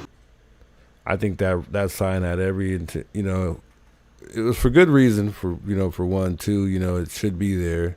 3, you know, the HOA isn't coming up and keeping the community clean. They don't seem to care because they agree with what's going on as far as the foolery that the people are doing. I'm assuming at this point, it's been about a week, they're okay with it. We'll see going forward throughout this week, you know, if they make any changes. They clean up the area, something. I mean, they shouldn't leave that there. If they care about their community, you know, they want to keep a nice, clean looking community. You know, you would assume that they wouldn't, you know, want it to, you know, look polluted in a specific place, especially outside Nancy's. The house that has the most attention. Cop took no notice of it at all. He had no idea that it was even there. Crazy to me. I mean, it makes no sense. It really doesn't. After asking him, he said he didn't even notice. He said he'd been in the neighborhood 3 times. Hadn't noticed any rocks. And I mean, most people aren't going to notice a bunch of rocks sitting on the road. I mean, it kind of looks like, you know, you just wouldn't think nothing of rocks and cactus on the side of the road. But for the sheriff department, you would think that they would, knowing that that's where we always sit. They've been there multiple times on several calls, you know, so I would only assume that they, you know, would know that. But he did pull out his maps. He did confirm that that's not Sue Ellen's property. He did do that. So that was good. Because I think Dad's Gone Live was saying that it was Sue Ellen's property, you know, where the rocks and the cactus are. But he also said that those aren't illegal. You know, people can pretty much chop up cactus and throw it down there. He said that that's illegal. Don't quote me on that. I don't know. That's what the officer told me. Not only that, he said that what makes it illegal, he pointed out the cactus that are actually in the ground. So if those are pulled out of the ground and moved, then that's illegal. So maybe this cop wasn't knowledgeable and he just didn't understand, you know, certain rules amongst certain cactuses. I have no idea. I'm just learning about cactus. I had no idea cactus was illegal, you know, to move or chop up and then move. You know, I had no idea, but it's so deep that you could even do prison time for, you know, chopping up cactus and, you know, moving it. I think that's crazy. Never heard of that until now, though. Everyone's believing every single word that Savannah says. So I want to play this little clip real quick. I'll keep that phone number up at the same time. Let me get it back up here before I forget to throw it back up there. I'll do that in a minute here. Through. I wake up every night, in the middle of the night, every night. And in the darkness, I imagine her terror. And it is unthinkable, but those thoughts demand to be thought. Yeah. And I will not hide my face.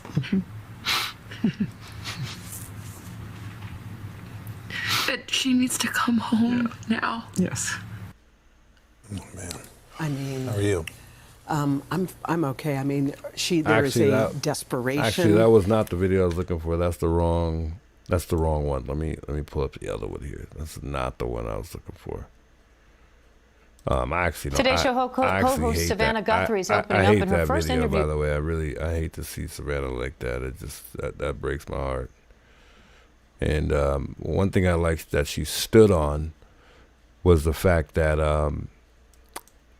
she pretty much was saying, I'm not going to let this person run me out my home, you know, my city, my town, my country.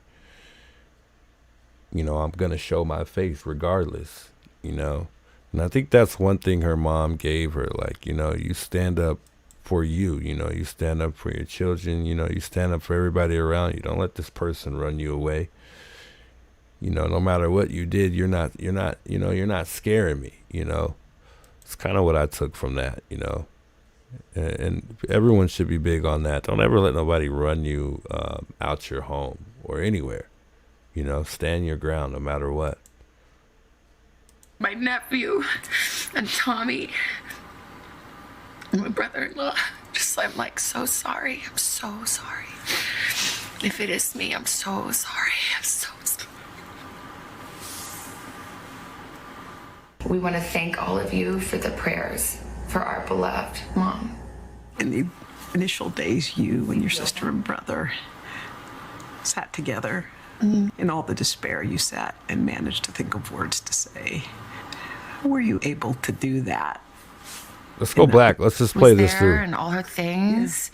Let's go back here. It just got home at the same time that Mike came home, and we were just saying hi, putting down our stuff, and the kids were running around. And my sister called me, and I said, "Is everything okay?" Mm-hmm. And she said, "No." She said, "Mom's missing." And I said, "What? Yeah. What are you talking about?" She said, "She's gone."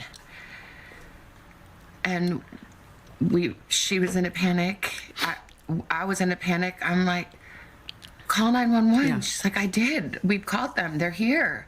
And we thought that she must have had like some kind of medical episode in the night, and that somehow, you know, the paramedics had come because the back doors were propped open, you know, and that didn't make any sense. We thought maybe they came and there was a stretcher and they took her out the back, but her phone was there and her purse was there. Chat, I need your help on this one real quick, though. I had to stop that right there.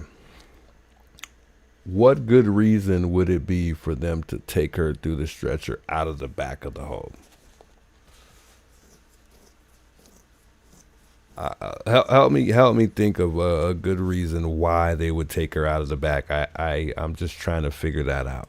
And all her things, and it just didn't make any sense. So, you know, Annie and Tommy had already called all the hospitals, but then I'm like, I'm gonna call the hospital. So then I started calling the hospitals, and the police were there and talking to her at the same time, and it was just chaos and disbelief. Within hours, Savannah Criminal was network in making the building? long journey home to Tucson. You saw Annie and Cam when you got to South Criminal their Network house. if he's in the building. Cheryl, how you Tell doing, me by the way? about that moment. Just disbelief and hugging each other, and I think we were on the phone with the sheriff and trying to, you know, really make clear from the very early moments, you know, Annie and Tommy were saying this isn't that case that you are used to where someone wanders off. She can't wander off. My mom, she was in tremendous pain. Her back was very bad. Yeah, I don't know if I like that comment, the way she said mom was gone, as if she already kind of knew, you know, something had happened to her at this point, you know, because I thought she would have just reached out, you know, knowing that she didn't just reach out right away. You know, there were some signs of hesitation, was kind of odd. You know, she was trying to, on a good day, she could walk down to the mailbox and get the mail, but most days not. So there was no wander off. And the doors were propped open. Yeah. And there was blood on the front doorstep. and the Ring camera had been yanked off. Yeah. And so we were saying, this is... Yeah. Do something. This is not Yeah. okay. Yeah. This isn't...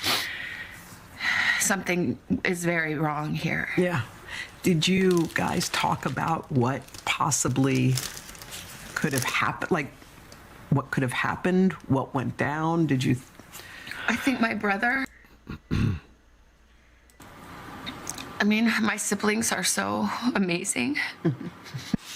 My brother, you know, he spent his career in the military and worked in intelligence and is a fighter pilot and is brilliant. And he saw very clearly right away what this was. Yeah. And even on the phone, when I called him, he knew. He knew. And he said, I think she's been kidnapped for ransom. And I said, Yeah. what? Yeah. Well, why? What? And then, I mean, it sounds so... Cameron knew all the way in Vermont. We still haven't figured out if Cameron was here that day or not. Like, how dumb could I be? But I didn't want to believe. I just said, do you think because of me?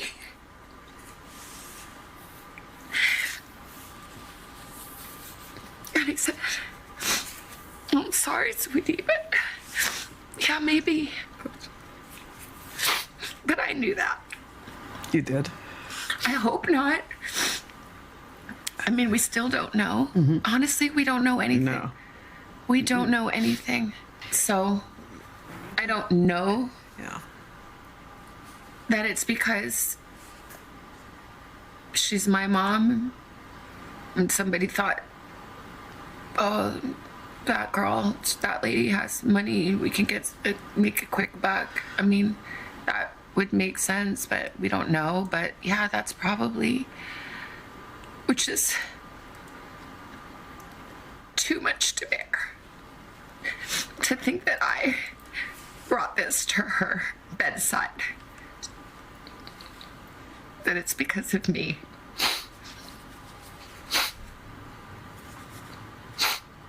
And I just say, I'm so sorry, Mommy. I'm so sorry. I'm sorry to my sister and my brother and my kids and my nephew and Tommy and my brother-in-law. I'm like so sorry. I'm so sorry. If it is me, I'm so sorry. I'm so sorry.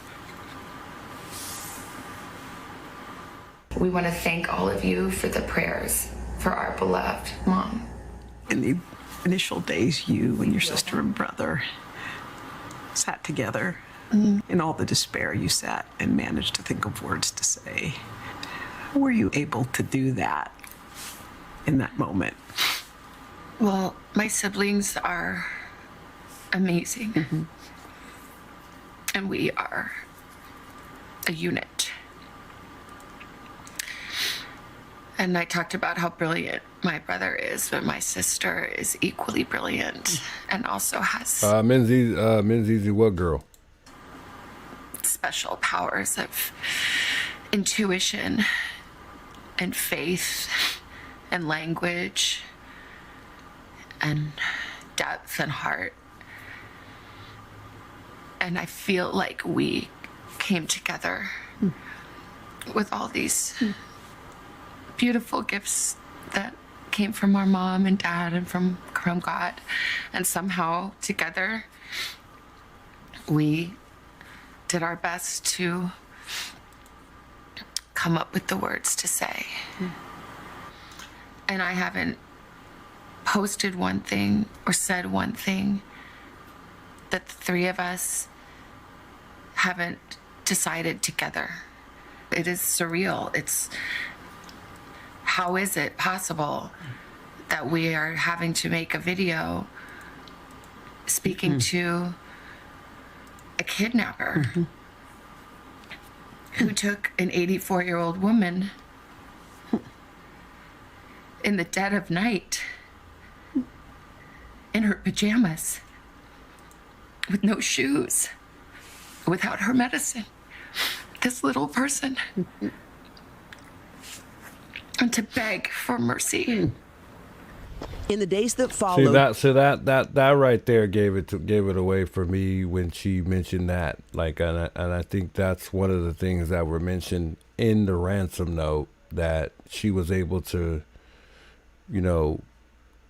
get that figured out. Because I'm sure Savannah knows the shoes that her mother has. Annie for certainly does. So I mean, we don't even need Savannah on that. I mean, Annie's going to be the one that really can confirm, because she's the one that's most involved. She's here, Savannah's not. But that's why I believe that it was actually legitimate.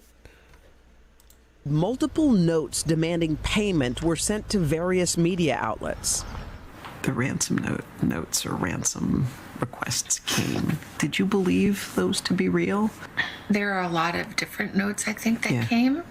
And I think most of them, it's my understanding, are not real. And I didn't see them. But most of them are not real to my understanding. I think most of them, it's my understanding, are not real. And I didn't see them.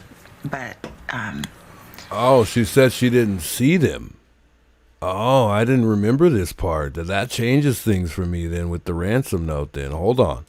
You know, see them, it's my understanding, are not real. And I didn't see them. But, you know, a person that would send a fake ransom note really has to look deeply at themselves. Wait, but is she pertaining to specifically the fake ones, or is she talking about all of the ransom notes that she didn't get to see, chat? Why wouldn't they show her the ransom notes anyways? I mean, if they need, I mean, maybe they just explained to her some of the things that were mentioned in the ransom note, just to maybe confirm, you know, whether or not those things, you know, they had to have somehow confirmed to see if it was legitimate. They didn't just, you know, read it and then move forward. You know, something had to, you know, solidify the fact that, you know, whatever they were bringing to their attention in that ransom note was, you know, true or not.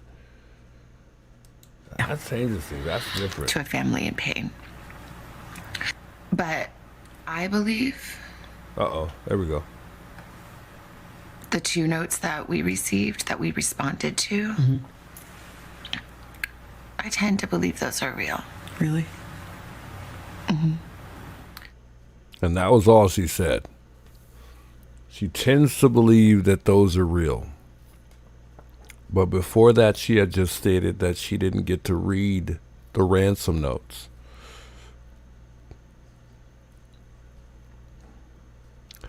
So I'm gonna still continue. I'm still gonna assume that they told, you know, some of the things that were in the ransom note, even if Savannah didn't get to read all the ransom notes, nor Annie, or anyone in the family, I guess.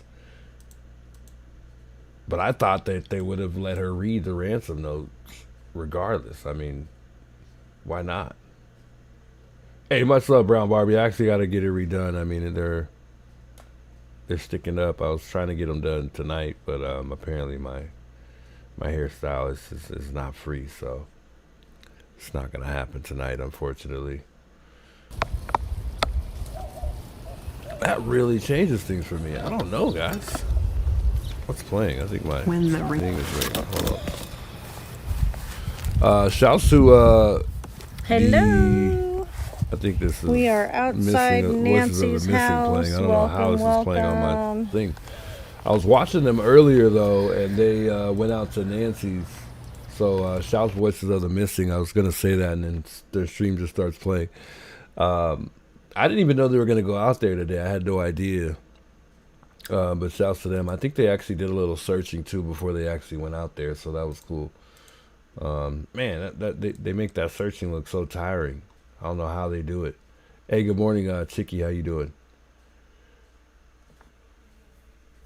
Well, what makes him think that? I don't know what I missed.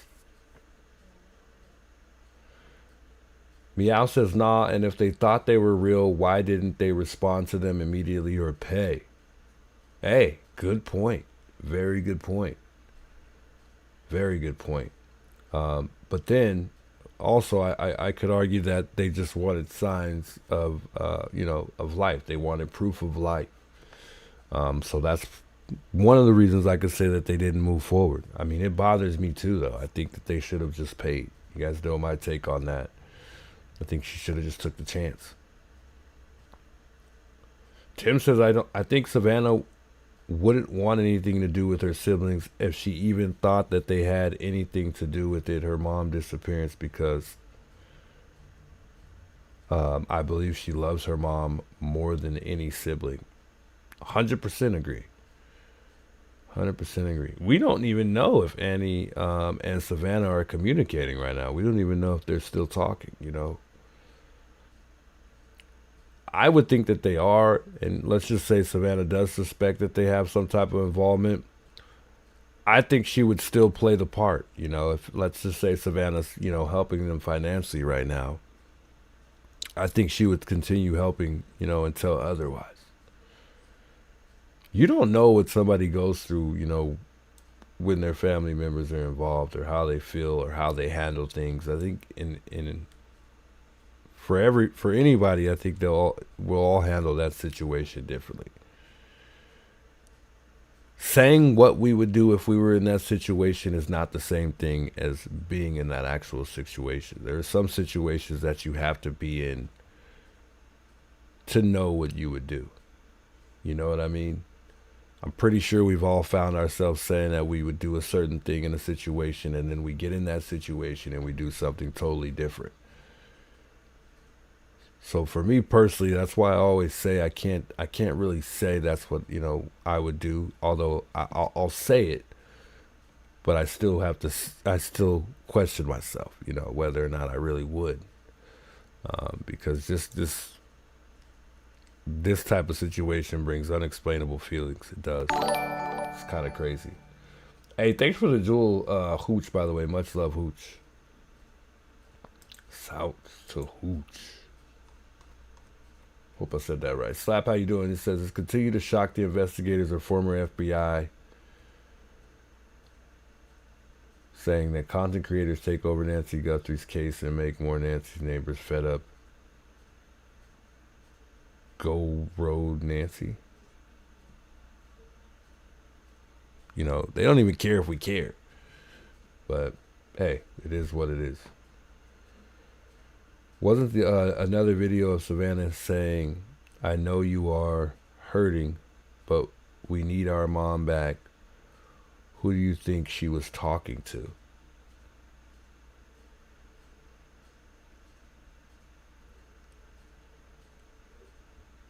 Good question. That's tough. It almost sounds like she's talking to a family member, or somebody, in some type of relationship to the family. But I don't think Savannah has a clue, I think she has her own thoughts on who it might be, but I don't know if she actually knows, I'm sure they would go as far as telling Savannah that they have somebody in mind, that they, they're getting closer, whether or not they're getting closer. But I don't know that they would tell her, who they actually think it is or may be. But they might, for all we know. They just might. I mean, I would assume they would. But I don't know. I mean, I don't know what they've told the family.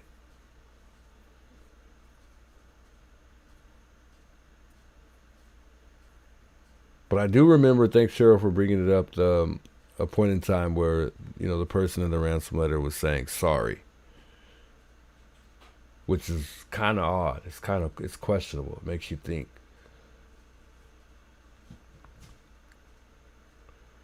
Locked and Loaded says, what if sister wasn't any part of, but indulging too much info to mother and making her a liability? That's a possibility. It's a possibility, and even the fact that maybe Tommaso owed some money, who knows? But who would he be involved with? He just doesn't seem like that type of guy. But seeing him walk around the house the way he did, it makes me wonder, what he's got going on under the table. But I think a lot of us miss, which I think the world is pretty smart because most people don't overlook it, but I think some of us do, and I do, because I find myself thinking that Tommaso wouldn't do certain things because he's a teacher. I don't know why, for some reason, I overlook certain things because he's a teacher, but then I think, there's all kind of teachers all over the world getting caught for things that they shouldn't be doing. Just because he's a teacher doesn't mean he wouldn't do stuff, like get involved with the wrong people. But it's hard to say. I mean, that walk definitely made me think differently of, Tommaso when I seen him walking around the house the way he did. And I wish I had the video, but I'm sure you guys know what I'm talking about, because a lot of people are pointing out in that video, I guess to refresh your memory, a lot of people are talking about when it looked like he had 2 phones in his pockets. I think JLR has the video. I don't have it, but y'all know what video I'm talking about. Yeah, if you lose sound, you can let your neighbor know in the chat just to go out and then come back. Unless, we're muted, but I don't think we are.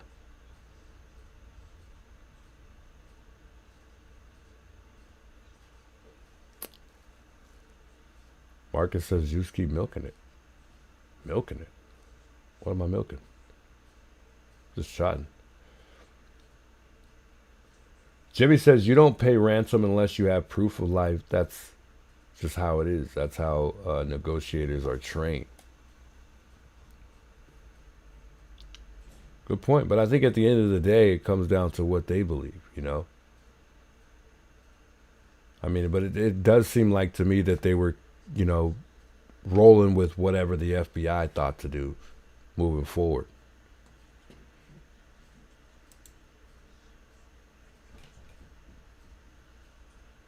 I don't think I put that number back up there.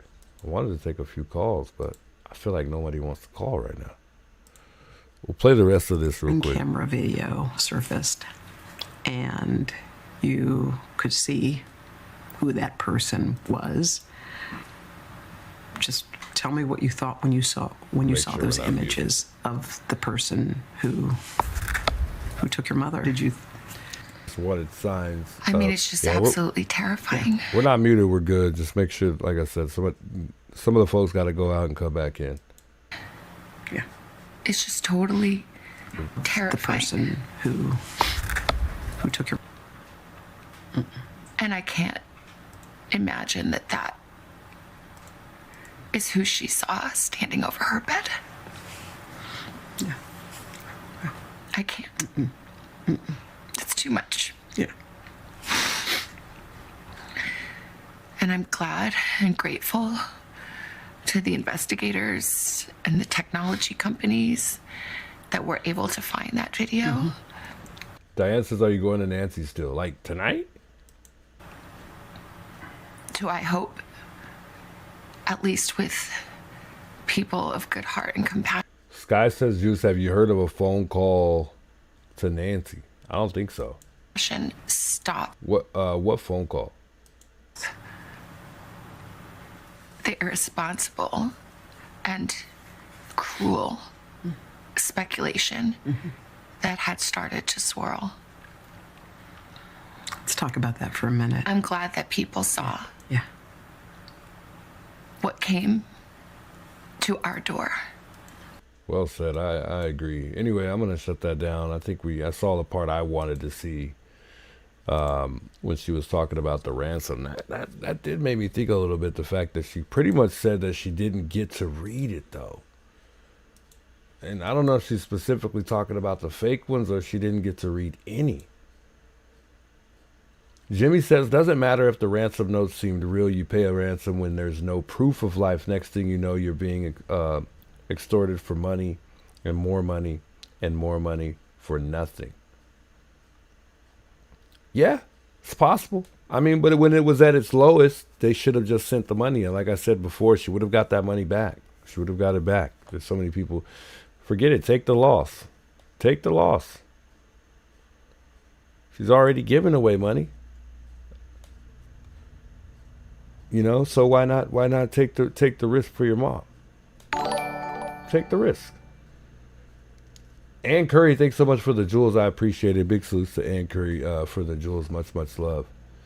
Yeah, I mean, take the loss, though. Take the loss. Like I said, it wouldn't really been a loss. I mean, because the world's, behind her. You got Donald Trump. You got the FBI. You got so many people here that could have backed her up financially. She wouldn't even have had to go in her own pocket. But it also could have led up to some type of trace. I think it would have made it. There would have been a possibility that it could have created more opportunity for them to track down this person. Remember, they were sitting there waiting to see if there was any action in the Bitcoin, thingamabobber, and I think it was about $200-300, and then that they claimed that they seen movement with the Bitcoin. They couldn't trace back a person with the email, but I mean, they still could have maybe, and maybe they saw nothing of it. Maybe they didn't think it, maybe they thought that there was no way they would have been able to trace this person through Bitcoin if they would have put the money there. Whoever put this together is smart. Coffin Dapper said it. She said she's never had a Bitcoin case. This is definitely new. A lot of this stuff is new. Everything in this case it seems like it hasn't been done yet, and the Bitcoin is one of them. I don't know if there's any other cases that demanded Bitcoin. It wasn't just like they demanded money, they wanted that money through Bitcoin, which is a whole lot worse than, what they're asking,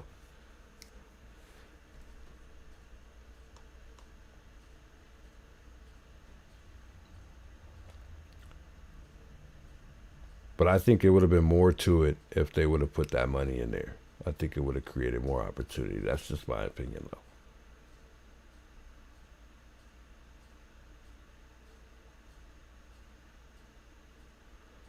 Tim Davis says it was $6 million. It was never low. The low amount was the snitch. 1 million, 6 million. To me, it doesn't even matter because, like I said, that could have been raised within the time that it was demanded, up until the deadline. And that's just being nice. I'm just being nice by saying it could have been raised. But I mean, she could have just paid. She has the money. We're aware of that.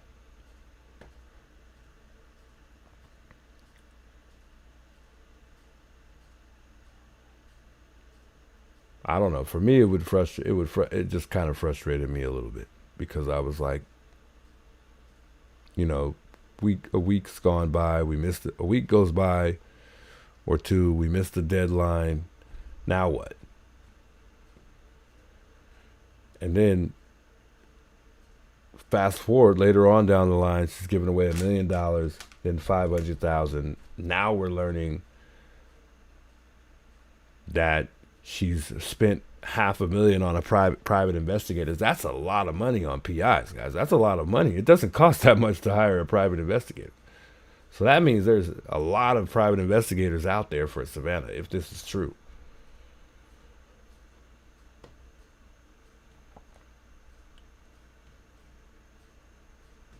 So in reality, she's almost spent half of what the ransom was.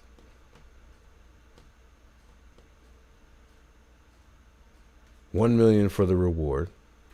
That's $1 million. I mean, and then $500,000 sent to hospitals. Now $500,000 on PIs. I don't even know what, God knows what else she spent money on, which is highly necessary. I don't hold her to it. The donating to the children's hospital, I don't know what that was all about. I don't know what that was for during this time. I don't know if that was to make it, I don't know. I don't know what that was for. I don't understand that. Right now, I'm thinking about getting my mom back. I'm not thinking about blessing a children's hospital. I'm sorry. I mean, God bless all the kids out there that are sick and in the hospital and dying and stuff. If I had the funds, I would do that too. But right now, I'm worried about getting my mom. I'm not even thinking about that.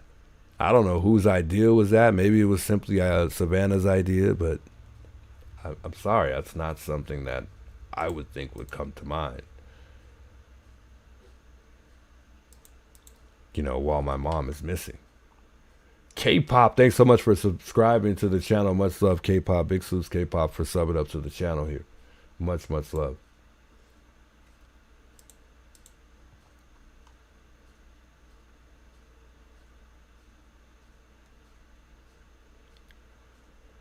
Tim Davis says she has a team of former FBI and security experts.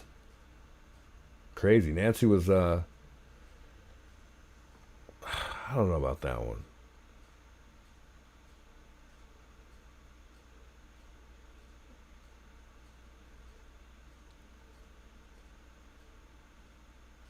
Hoot says in zero of the Luke Court docs can be seen online. At courthouse only.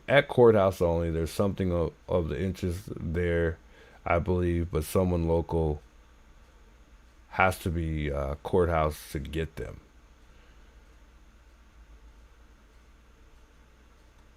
Yeah, what led him to Luke's anyways? You know, and who was the other guy? Was that Luke's brother? I'm assuming that was Luke's brother that was detained, because it looked like to me that night that he was pulled over at the Clovers, there was 2 other guys detained over at his mom's house.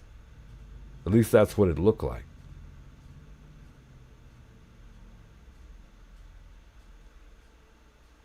And I wish I had that picture. I used to have that picture in one of my slides, but I don't know if I still have that picture.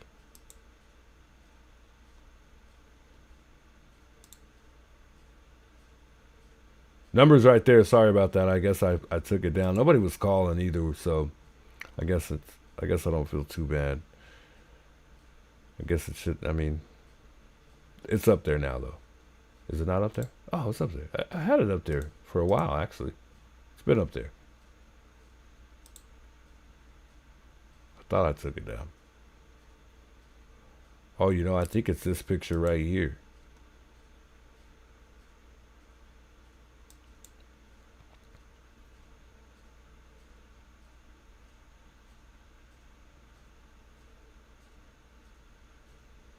So I don't know if that's Luke or that's the, you know, if that's the people that, Weather, thanks so much for the jewel, by the way. I don't know. That doesn't look like Luke to me. But I think, like I said, if I remember correctly, there was like 2 other guys, at least one other guy that was detained over at the house. Otherwise, that's just Luke, and I'm confused. But, you know, I think Matt was also detained that night.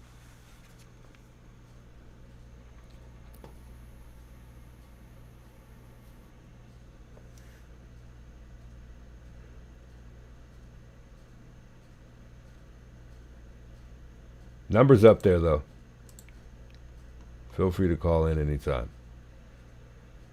I do not understand why Savannah asked for help, and then those of us who are trying to help, for those of us who are trying to help her, are just getting in trouble with no help from her.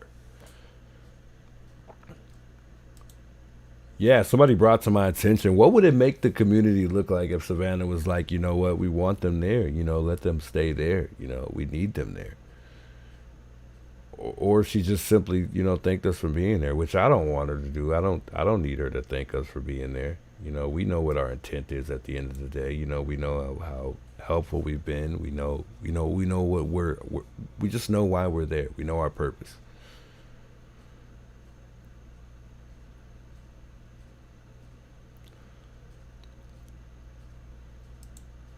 Lock and Loaded says, look at what they did with the white tint to the back of the SUV. There was a reason. For sure.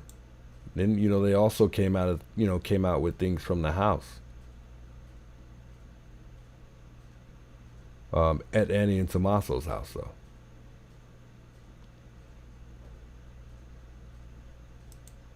Nina says, good morning. Good morning, Nina. If Savannah said that it would be amazing because y'all put in a ton of effort, that would be crazy if she said that. know. She might come out and say that later on. You never know. Call from Angela. Angela. Mr. Juice. Hello there, sir. Hey, how you doing, Angela? I am good, thank you. How are you? I'm all right. I'm hanging in there. Gotta be tired. Not yet, but I'm getting there. Me too. I absolutely adore your channel, and I thank you so much for what you're doing. You are just fabulous. Oh, much love. I appreciate that. I'm trying. I got a long Fabulous. way to And go. I hated to. No, you're getting there. I love it. I almost hated to call. You're touching on so many good topics this morning, like always. But I wanted to run something past you. I am very, very, very bothered by the sign being taken down, the rocks and the cactus thrown there, as much as you guys are and the rest of your wonderful chat. I just cannot believe the neighbors' attitude and the fact that they see you guys as a threat after all this time, and they just want to move on in life and forget that Nancy's even missing, it seems like. Yeah. But the whole thing makes me think of something that happened years ago in my life. I was doing some spiritual searching, and I had shared with a very close friend of mine that I didn't want to know anything about Satan. I didn't want to talk about him. I didn't want to hear about him. Nothing, because in my mind, I thought if I didn't,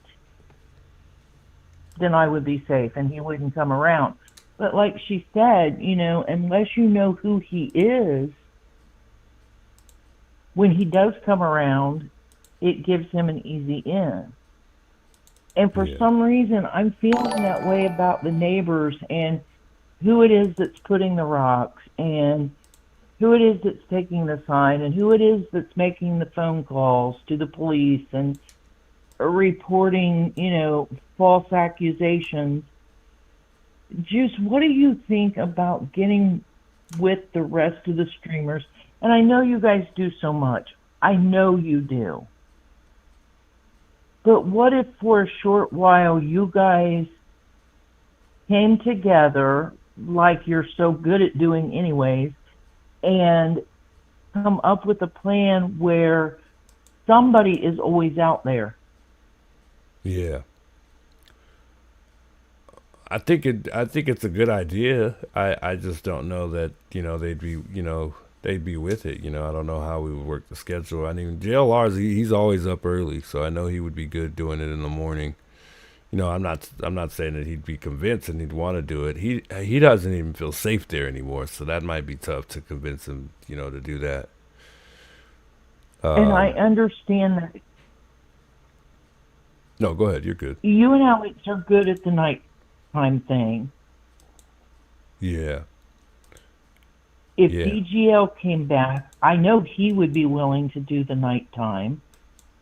I don't think after dark any of you guys need to be out there by yourselves. So that poses a little bit more difficulty because two of you have to be willing. I want to be out there alone. Shannon, how you doing? Yeah, and for some reason it seems like 857 doesn't want to be out there. No, yeah, I don't think he enjoys being out there too much anymore. Maybe for him, he just doesn't want to be out there unless something's going on. I'm not too sure why 857 doesn't really come out there no more. I think Ted would be willing to take his turn. For sure, yeah. I think Dad's Gone Live will be back out here on the 5th. I don't know how long JLR's staying. Who else? I was going to say, what about Juanita? She seems to be such a great asset. And she met you out there the other night. Mm-hmm. Could she possibly take a turn? Maybe, but Juanita doesn't stream. That's true. So I mean, either way, it wouldn't matter. I guess we wouldn't need somebody to stream it, but you know, because she's kind of our person that, you know, kind of wanders through the neighborhood from time to time. So I think, you know, her kind of doing that is, she's kind of good where she's at, you know. Yep. But I just think if you guys could, and I don't think if they were unaware of you guys being constantly out there, because I think what's happened is they've learned you guys' schedules. For sure. Yeah, I agree. You know, they don't expect somebody out there at night. The minute you and Alex left, here came the rocks. Yeah. And now they've been over there and put more. I mean, you can tell that they've placed a lot more there after the first time that you and Alex were there and didn't let them bother you. Now the sign's missing. I don't know. It's just a thought, and I know it would be difficult, and you guys already do so much that I hated to even suggest it, but if you guys could get to know who's doing it, then it can be stopped. Yeah, me and Dad's gone live. We have a plan, but you know, I can't share it with everybody, but we'll see if it's effective and we actually follow through with it and it works. But yeah, I think they definitely know our schedule because they knew that we left that day. So I mean, there's no doubt in my mind that they know our schedule for sure. I mean, they took Lauren's sign right after we had left, or, you know, hours after we had left. And then, you know, not only that, they took Lauren's sign before that. So Lauren had a big sign up and, you know, someone took that too. Yes. Yeah, so. You know, and maybe it's not the neighbors. Maybe it's the trolls that are in, although they seem to have settled down some. Yeah. But until the homework's done, I don't think it can be figured out. Shannon, thanks for the who gifted, it by the way. is. I appreciate that. Much love. Shouts to And I Shannon. think they're just I going think to keep Zora raising the bar. I think it's became a just going to subscriber. start getting Somebody worse else and as well. worse and worse. I mean, look at them somebody sending food out there that's not paid for, and the guy getting angry with you guys. They probably hope that just really escalated. Yeah. So I don't know. If I was there, I would take my turn, but I'm in Ohio, so. Guys on board to do that would be awesome. I don't know if they'd be willing to do it, so I don't want to say, you know, we can make it happen, and, you know, I don't know, because they all got their own plans, you know, so it's hard to say. Yeah, well, it was just a thought that I wanted to share with you because you are such a go-getter and you're willing to be out there, and which Lisa is now officially a member. Thanks to Shannon. Much love, Shannon. I appreciate that a lot, man. Big salute to Shannon. Yeah, no, I'll go ahead. I'm sorry. I was just going to say, I love all the topics you're covering this morning. Oh, I appreciate that. Yeah, I was kind of skeptical of what I was going to cover tonight too, so I appreciate that. That means a lot. Well, you're doing a fabulous job. I'm finding it, you know, making, and I'm sure Kat is too. You're just really making us think. You know, I've been saying for a while, and nobody else understood it, when the ransom and the whether they paid or they didn't, I would have at least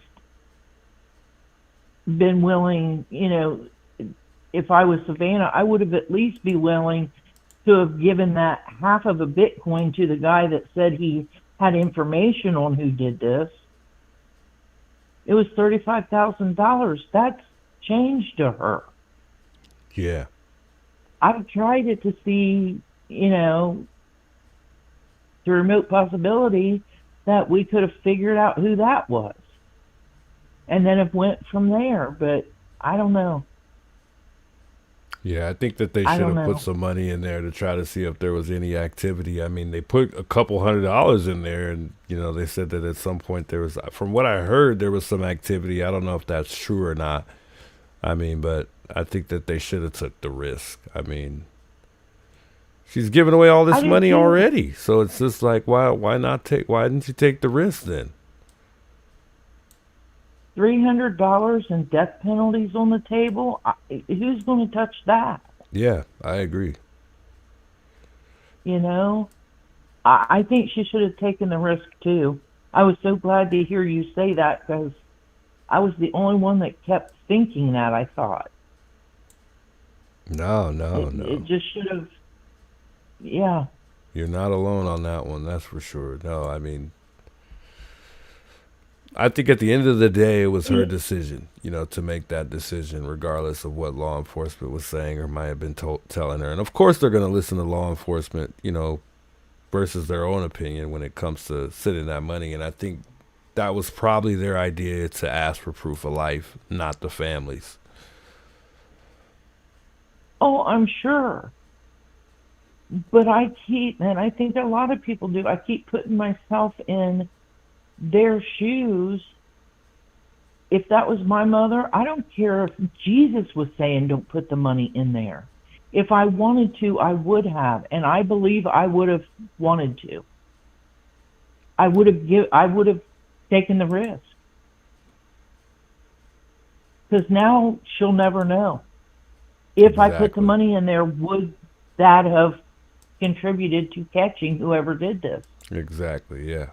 Yep, exactly. And speaking of her, just another thing that's bothering me is the fact that where are Annie and Tommaso, and where's Cameron?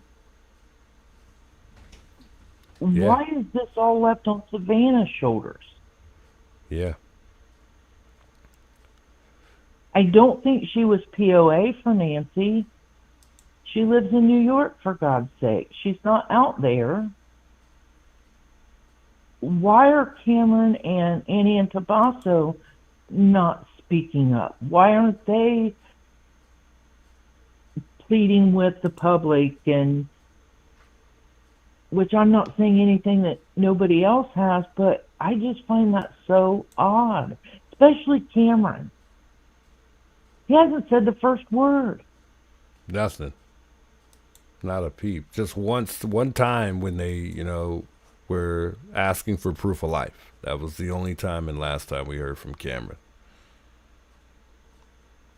Yeah, where is he? To Vermont, I don't know. I suspect he's back in Vermont, but I also had heard that his net worth is up there too. Why didn't he put the 35 grand for the half of a Bitcoin? Why didn't he contribute to the 4 million? That's true. That's very true. I didn't think about that.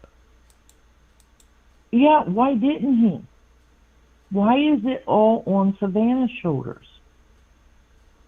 Why was he so quick to say that this was probably related to Savannah and her fault? The only thing he has said is negative.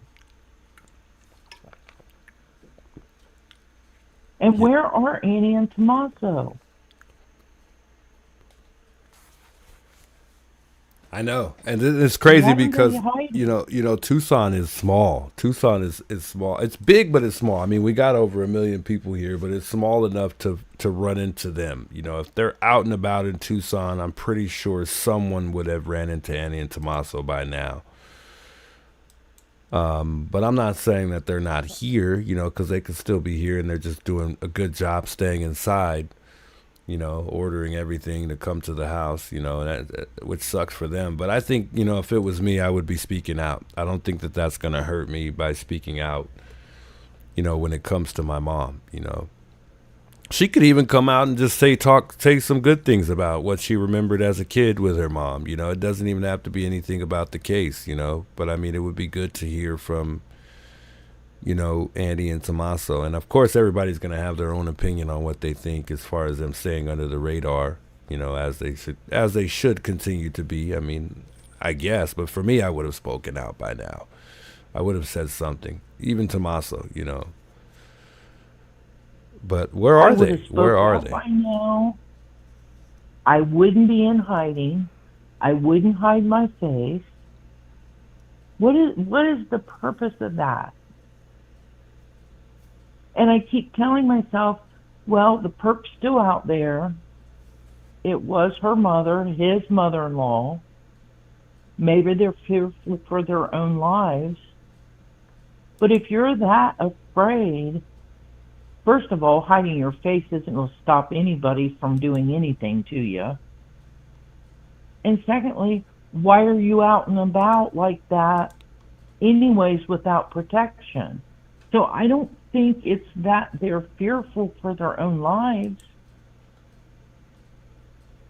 Why are they hiding? Yeah. I don't know. This is so weird. So weird. And like you said, Tucson's got a lot of people, but you say it's small. Somebody would be seeing them more often than they are.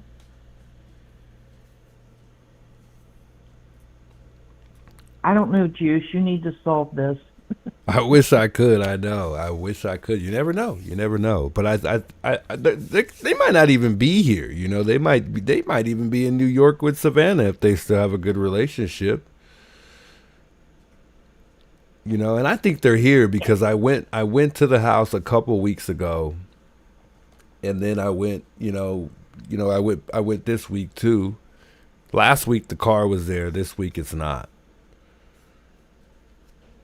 So, I mean, somebody's going back and forth at their house, and I don't know if it's maybe a family friend that's using their car, maybe to kind of get stuff for them and bring it back. You know, I don't know. I think that they're here, you know, and I think they're probably somewhere in an Airbnb. It's only one or the other for me. Either they're staying in an Airbnb or they're staying with a friend, someone that offered them a house, because they got millions of people. You know, I'm sure thousands of people try to reach out to them, trying to offer their help and whatnot. And, you know, not to say that they took the help, but I think that they have that as a perk. You know, there are people who support Andy and Tommaso and don't believe that they could be involved. And I think that they've gotten, you know, they have that help. You know, I don't think, you know, it's either one or the other. You know, either they're staying with a friend or they've got an Airbnb, to me. And I think it's an Airbnb. I think they've got an Airbnb somewhere far out there. And that's just it right now. I think they're just flying under the radar. But how long are they going to fly under the radar before they go back home? Because everybody's waiting. Everybody's waiting for them to go back home, whether we're there or not. You know, one of those neighbors are communicating with JLR, you know, so he's going to know immediately, you know, once they do get back home. This is never going to go away as long as the case is active.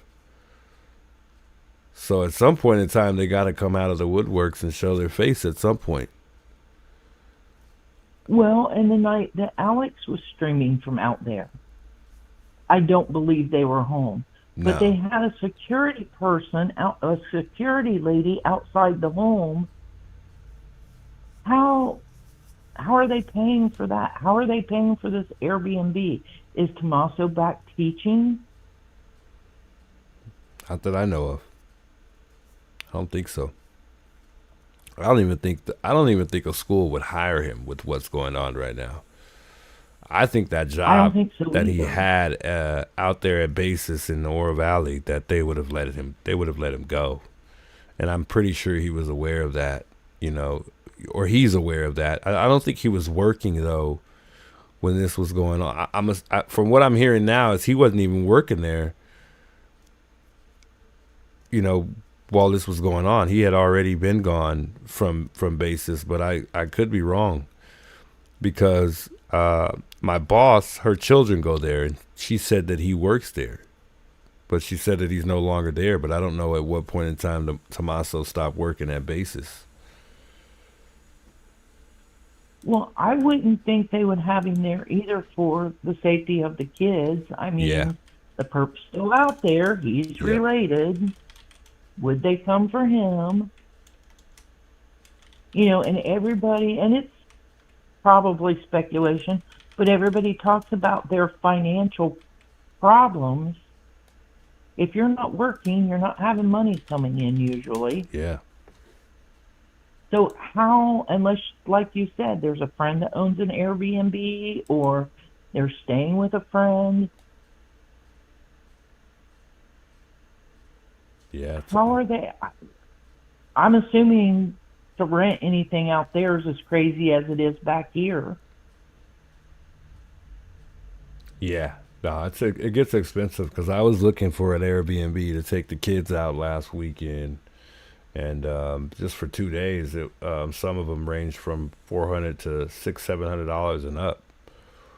So you think you put a month into the effect? I mean, that's a lot of money each month, and they've been gone for at least 2-3 months. So I mean, there's no way they're maintaining that home and taking it, you know, paying for an Airbnb and everything else that comes with it. I mean, they do got a kid that they got to support too. And that's like I that. think Savannah's Where's he at? Did he the keep backbone. going to school? And see, I thought about that too. But I don't think financially she is. So you don't think Savannah's helping them at all? I don't think on a consistent basis. If I was Savannah and I was going to help somebody, it would have been my 84-year-old mother. So what would $100 subscription for her camera have been? Why did she not pay for that? My biggest question for that would be when did the subscription end when she did? Because there's probably a moment of time that she did pay for that subscription. So when did she stop paying? Is my biggest question, because if she stopped paying the month before, they should be able to track that down, you know, because it's coming out of somebody's bank account, you know, it's somebody's doing it, you know, and there's a dispatch call that I think lines up that they, you know, some people don't, I do, but I don't know if you heard it. A lady released it by the name of Juanita Adame, and the dispatch call is saying, oh my God, I lost my thought. And one of the dispatch calls, can't even remember what I was just thinking of right now. Oh my goodness, it's killing me. We were talking about when the subscription ended for the camera. I know, I remember that, but I'm trying to remember what I was talking about in regards to the dispatch call. In the dispatch call, it's saying that they didn't have access to the cameras. So, I mean, who does? Somebody has to have access to those cameras. Yeah. And I don't know if it's in Nancy's phone. I mean, if it was in Nancy's phone, then they for sure had access to the cameras. So that would mean to me that either Annie or Tommaso have access to the cameras, because those were, I believe, Nest cameras. And, you know, a lot of that, you know, when you play it back and all that good stuff is through the phone. Correct. But Annie and Tommaso were present, I'm sure, at the time that they, you know, didn't have access to the cameras. So, I mean, who really has access? You know, it was just frustrating for me to hear that. And I don't know for sure the call is pertaining to Nancy, but it does seem like those calls line up with the night Nancy went missing, or that day that they were called around noon. So I don't know. Somebody has to know that the subscription stopped. Yeah. why wasn't that? And I'm thinking at 84, she may have had it on her phone, but I know with our cameras, more than one person can have access. Yeah. Yep.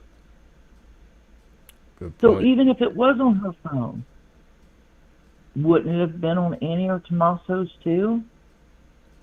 You would think it would have been on either one of their two phones or Savannah's. Why wouldn't they want to be able to chime in on their mom from time to time, especially Savannah being a long way away? I would love to chime in on my mom to make sure she's safe, you know?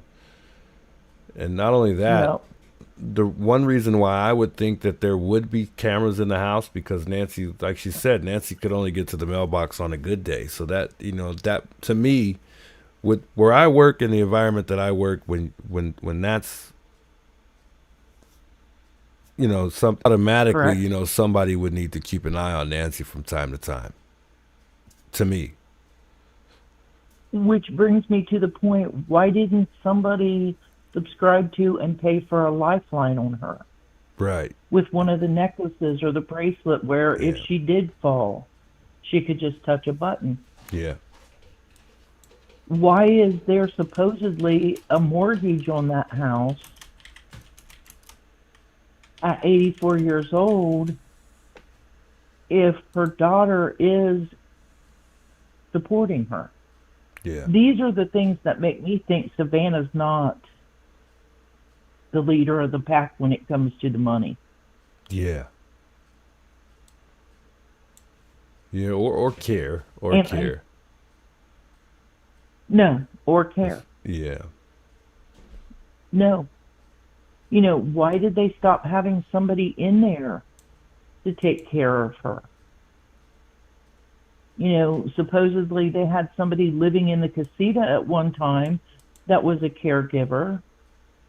I thought that was a wonderful idea. Even if it was just somebody that went over and fixed her breakfast, lunch, and dinner and did a load of her clothes and straightened the house up a little bit and said, "Hey, Nancy, how you doing?" But that stopped too. yeah,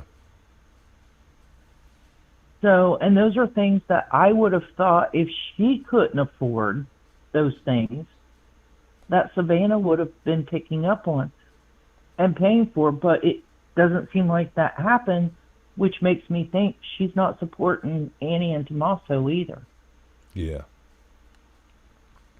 I think Annie and Tommaso, in my opinion, just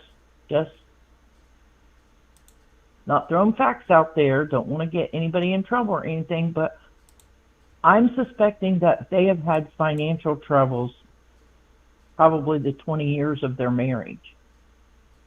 I mean, let's face it, Juice, I've never known anybody, and I'm sure there are people who have, but who gets rich writing poetry? nobody usually. I mean, most of the time, I think that comes from somebody who already has status. You know, they've already developed some type of status amongst themselves. Like, you know, people buy Savannah's books and whatnot because she's created, you know, she's built a status for herself. But if I put her in Annie's Exactly. shoes, you know, like Annie, it would probably be the same results.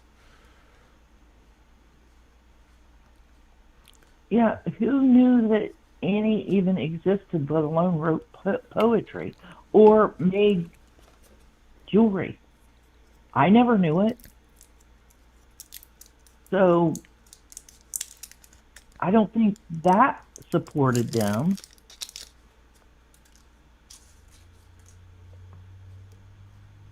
I don't know. I just suspect that they've always had financial trouble. And gut instinct tells me that Annie and Savannah aren't that close. Yeah, I don't think so either. I I sus- think Annie. I, Sorry, I didn't mean to cut you off. you're okay. Go ahead. You're good. I just suspect that those two are not that close and that there's some jealousy on Annie's part towards Savannah.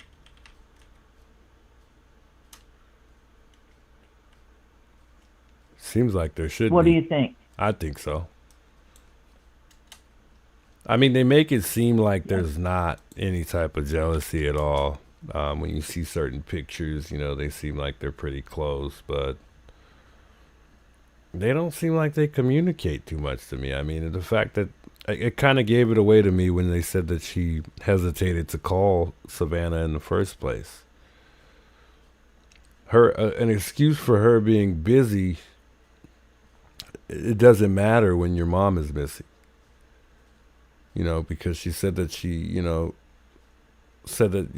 from what I've heard, she hesitated to call her because, and one of the things she mentioned was, you know, she's a busy person. You know, and she didn't call Savannah first. She called the police. So it's hard to say. It is. I mean, your mind's going a million miles an hour at that time. So I can't really judge her for who she called first. But there's just some questionable things that don't make any sense to me.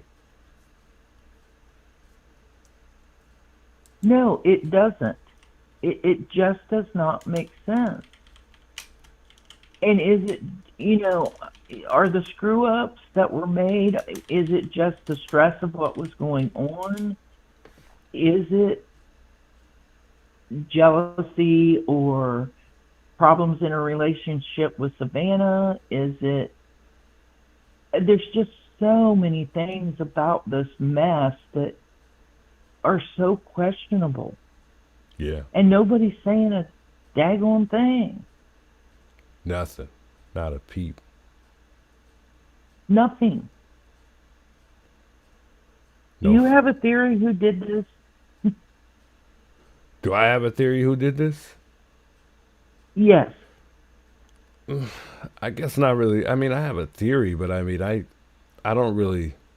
I never always tell you guys I can't really wrap my finger around who I think really did it. Although I have my own thoughts on who I think did it, you know. And to me, the people that I think about it the most is A&T. I mean, I don't see anybody else right now that may have a connection besides them and Luke. Colella, I don't think is involved. You know, some people question that because, you know, he and Tommaso play at the same place, you know, band-wise, but the dates that we saw were on different dates. You know, I'm sure they know of each other, but I can't say that they know each other. Right. But, you know, everyone always says it, you know, they say follow the money. But I mean, I don't know, it's just something that I think it's more to it than we understand. But I just can't get past Annie and Tommaso. They've been the hardest ones for me to look past in this case. I don't know why, but I mean, probably because everything that's happened from the beginning. I think there are a lot of people that feel that way, and I can see that. I think there were a lot of things that could be, how do I want to say it? Jealousy motivated that have come out about what has happened. You know, for example, why were the ransom notes sent to media? Why weren't they sent to the FBI?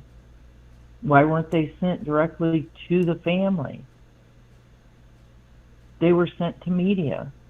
You know, is her jealousy of Savannah's fame, is that what drove her sending a ransom note to media so that there was limelight there and she was on stage? Yeah, it's all possible. It's hard to say. I think I find myself getting into the mental aspect of whoever did this, and I can see that. I can also see somebody who was infatuated with Savannah or somebody who was infatuated with an elderly lady. Yeah. Like Nolette.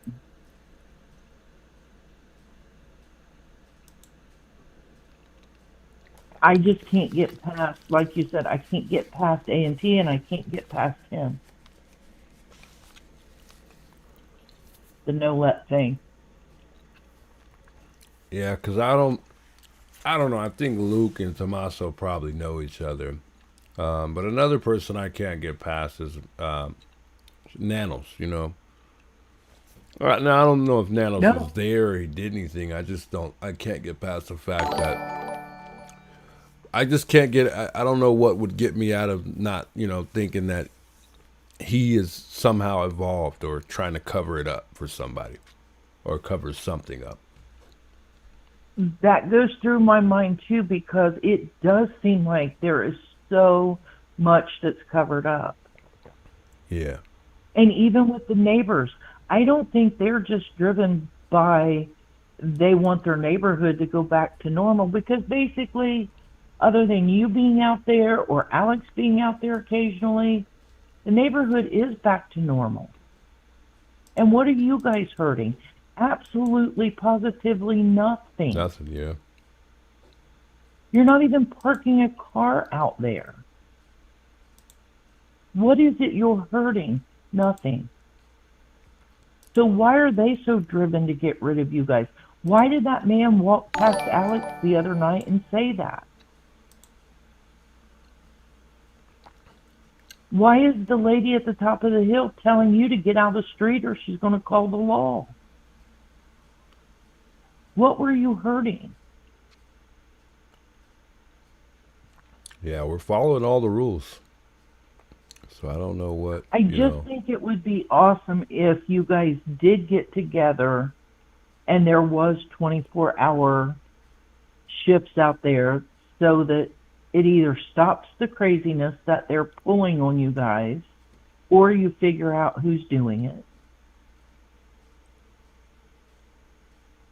I think that Juanita is such a good asset because I feel like she's the one that's digging into the rules and applying for FOIA and this, that, and the other on everything. And I think if she contributed with the rules and what you guys can and can't do, I think you guys could at least get that put to rest. Yeah. Hey, Adrian, much love. Appreciate the $5 super chat. Shouts There's Adrian. just got to be some answer in all that, Juice. There's got to be. Why are they doing that? Yeah, I have hope. I have some good hope. Yeah, I think in time we'll figure it out. Like, I think all of our questions will eventually be answered, at least the majority of them, for sure. Oh, I believe so. If anybody's going to figure it out, you guys will, because you're the ones putting in the work, putting in the time, doing it all. It doesn't appear like anybody else is doing anything. Yeah. But yet they want to stop you. There's got to be a reason for that. Yeah. Yeah, you're right. And it's got to be more than wanting the neighborhood to go back to normal, because it dang near is. Look how many media and this. Remember when all the cars and the tents and everything was out there? Yeah, I remember. And now they got one or two people not even parking a car there that's just standing there streaming, and they want that gone. It's crazy. Yeah. It's absolutely crazy. I just appreciative of what you guys do. I can't imagine. I just can't imagine. It's hot. You've got to be tired. You've got a job. You've got a family. It's appreciated. Well, it is much appreciated. You don't know it, but if you're on, you eat dinner with us. If you're up late, I'm up late. If you're up early, I'm up early. Hey, we can't do it without you I'm guys, though. addicted. So we appreciate, for those that do spend time with us, being there. It's like you guys are there with us. So we really appreciate But we it. can't do it without you guys. No, but vice versa. I've never been to Arizona, but I feel like I know about it. Yeah. I almost feel like I could make my way to Nancy's house, and it's difficult. Yeah. Yeah. I hear you. Yeah, that's how much it's impacted us all, for sure. Hey, Lisa, thanks so much for the Well, jewel. I I thought appreciate maybe, that. it was just me, but then you see people in chat and they come on the phone, and somehow, some way, this has grabbed a hold of a lot of people. And we need some answers. Yeah. I feel like this is one of those cases where the world's gonna go crazy if they don't figure this out. I don't think the people are gonna stop fighting. Even if it's not us. I feel like the folks aren't gonna stop. Sorry, we love you. No, I think that it's not going to be let go of until there are answers. But instinct tells me that people are going to go crazy when the answers come. Yeah. Because I think it's hiding right there in plain sight. I think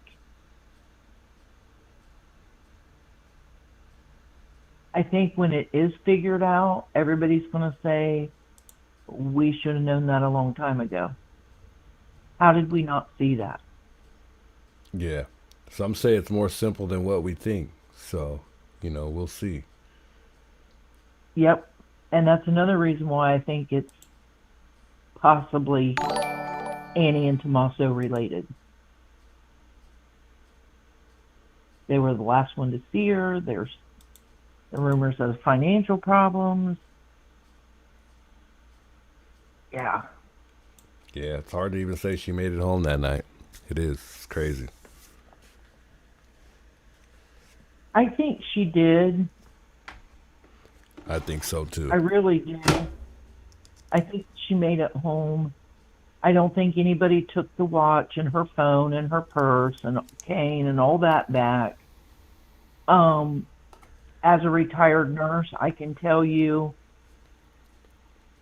she had to be the one that dropped the blood on the porch. There's no faking that. There's no somebody else dropping it from a dropper or a syringe or anything like that. I just can't see that.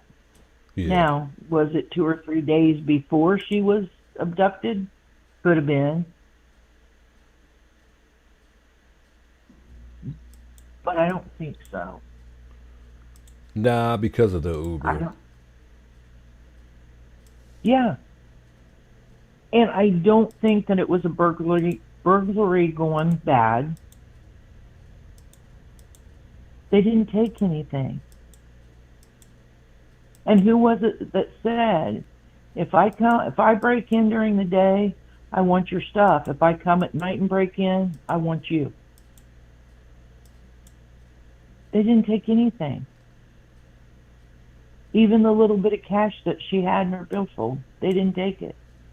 It wasn't a burglary. I don't think it was random. They just said, hey, look, here's a house. Let's go in and see who's in there and we'll take them. I think she was targeted.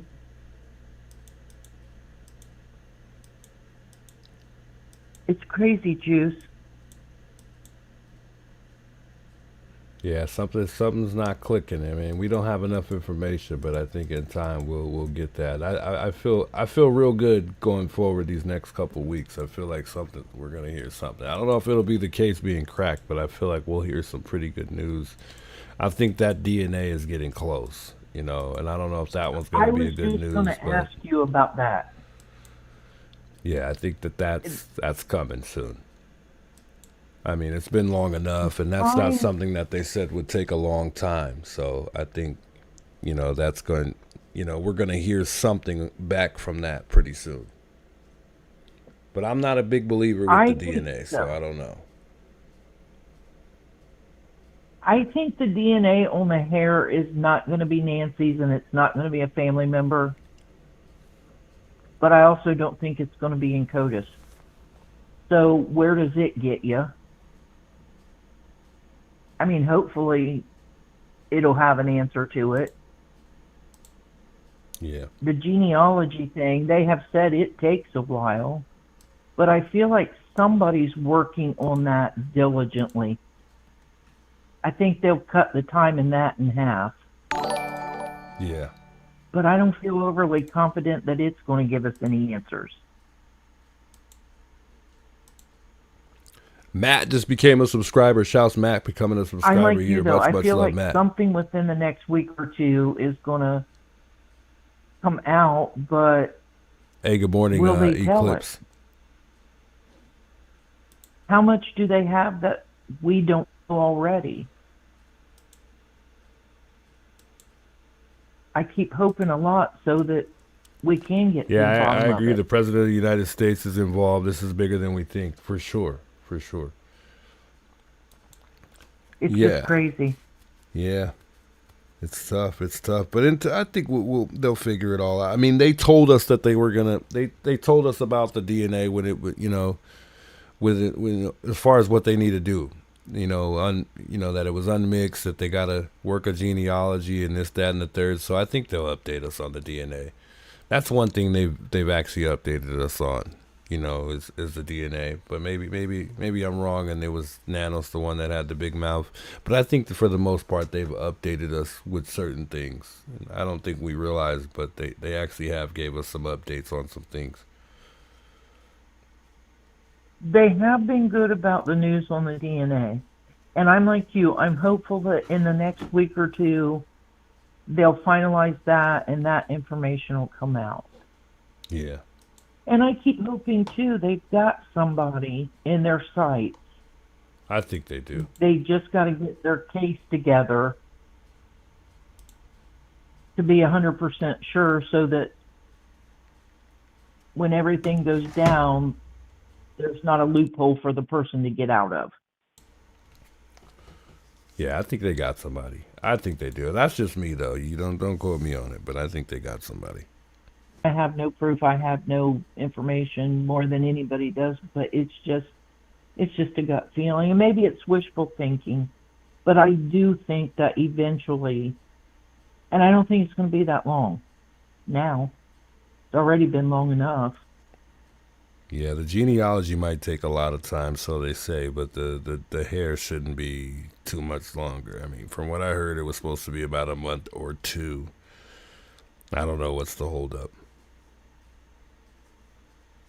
I feel like Quantico should have figured out the hair by now.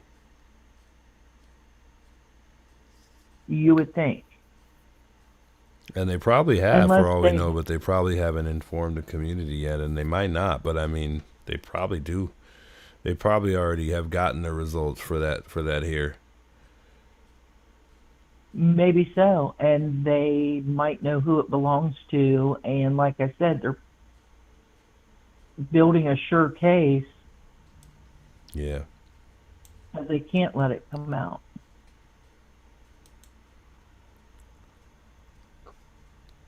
I'm like you. Annie and Tommaso, Luke, I said from the get-go, Luke had something to do with it. Or some wackadoodle, as JLR says. I'll be so glad when they get back from Vegas. I'm glad they went. I'm glad they were having a good time. But we need them to come back. Yeah, me too. I'm not gonna lie. I mean, me too. Yeah, they gotta come on back now. I was kind of not frustrated, but I'm like, man, they really stop and take a trip for real? Really? I mean, not take a trip, but they took a little adventure off and they're at some freaking crazy looking hotel or something. I'm just like, oh God, just come back to Tucson already, guys. Yeah, but they're having a good time, so I can't hold them. They're enjoying themselves. So, hey, let them have think sometimes a good old time. JLR's frustration at no answers become aggravating and depressing to him, and I think he needs the break occasionally. Although I don't know how you can get away from it. Yeah. I mean, even when my husband and I go out to eat or I go somewhere, weekend before this past one, we took a little trip to Indiana and there was no TV, no nothing, but I'm still thinking about it, you know, so I don't know how he could escape it, but I think it's healthy for him to take a little break. But he's had it, and it's time for him to get Ted and Alex back there and get back on it. Yeah, no, I agree. I truly agree. Well, Yeah, Angela, I don't they want to hold need you to too much longer here. I'm probably gonna. No, I feel fortunate. I feel like we've chatted forever, and this is the first time I've called in. Yeah, no. Feel free Taking the call. Feel free to call more in the future too. I enjoyed our conversation too. I mean, I'll be taking calls more often too. Yep. Well, I appreciate all you're doing. Hang in there. Hug that baby for me. Cute as a button. Oh, I will. Cute as a button. And hang in there. They'll be back eventually, and you guys will get this. I hope so. I have high hopes. I really hope so. You will. Stay safe, Juice. Hey, you too. Thanks for calling. Thank you, sir. All right. Bye. Thank you. Bye. Shout out to Angela. I appreciate her reaching out. Good conversation too, man. Much love to her. Yeah, guys. I mean, it's tough. It's like I always say, it's a tough situation. It's one of those things that we don't.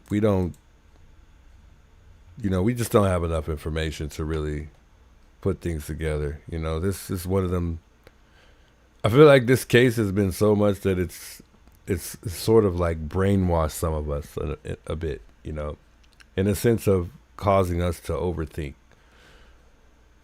a lot of things, you know, and it's normal because you have a tendency to overthink things that you don't not only not understand, but when you just don't have enough information, you keep circling back to try to understand it more, or you keep listening to a person to see if there's something that you missed. And 9 times out of 10 there is, you know, like we went back and right now, and I didn't even realize Savannah had said that she didn't even read the ransom note.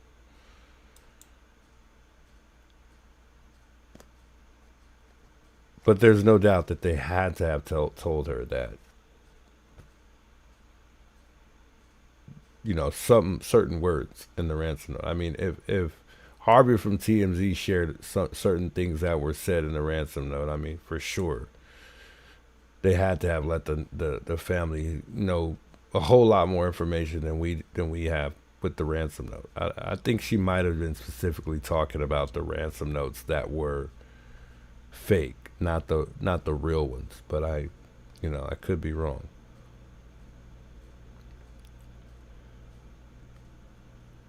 Judy says the president has way more important things to do than mess with this family, so stop blaming him for everything that goes wrong. Sheesh.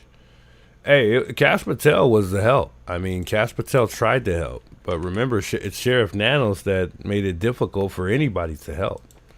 Because remember, Cash Patel, you know, he said that they had a plane ready to go to fly overnight.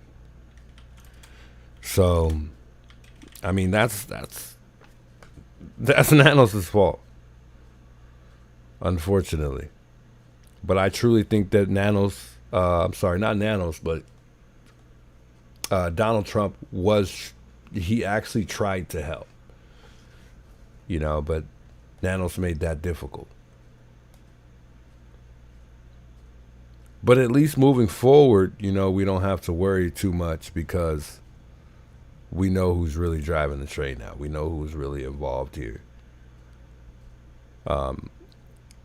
As far as, you know, helping the case, you know, we know who's really doing the necessary work, and that's the FBI.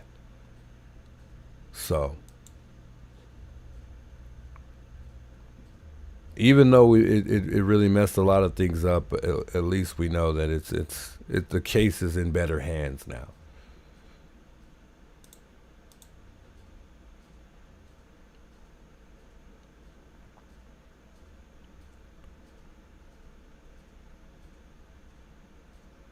TMZ is shady. Like we never know who to believe. Lisa says you're looking tired. I'm not tired at all. Actually, that's what's crazy. I'm surprised I'm not, and I really should be technically trying to go to bed right now because I work at 4 hours, but we'll get off here soon. But I am not tired at all. I don't know why. It's almost bothering me because I want to be tired right now, but I'm not, which is crazy. But this is like my normal time I stay up. I usually stay up till about 4 or 5 in the morning. But yeah, I'm not tired. I don't know why. Yeah, feel free to reach out, Linda, if you need to send an email. Jay Wade says send him an email. His email's in the info for the video. Yeah, feel free to reach out. I don't know if Linda was trying to say something. If I mixed it, I'm sorry. Lexi Texie, big welcome. She says overthinking, exactly right, Juice. Yeah, I think that's what a lot of us end up doing in this case for sure. It's hard not to though. It's hard not to. Oh no, did I exit out my screen? Nah, that's all right. We don't need it. But feel free to reach out if you want to reach out to me. Email. I try to respond to them all. I don't, there's a couple I need to still respond to because they were quite long. But I ended up speaking with them anyways. But I still hate to not respond. It bothers me not to respond. So if you shoot me an email, don't worry, I will respond.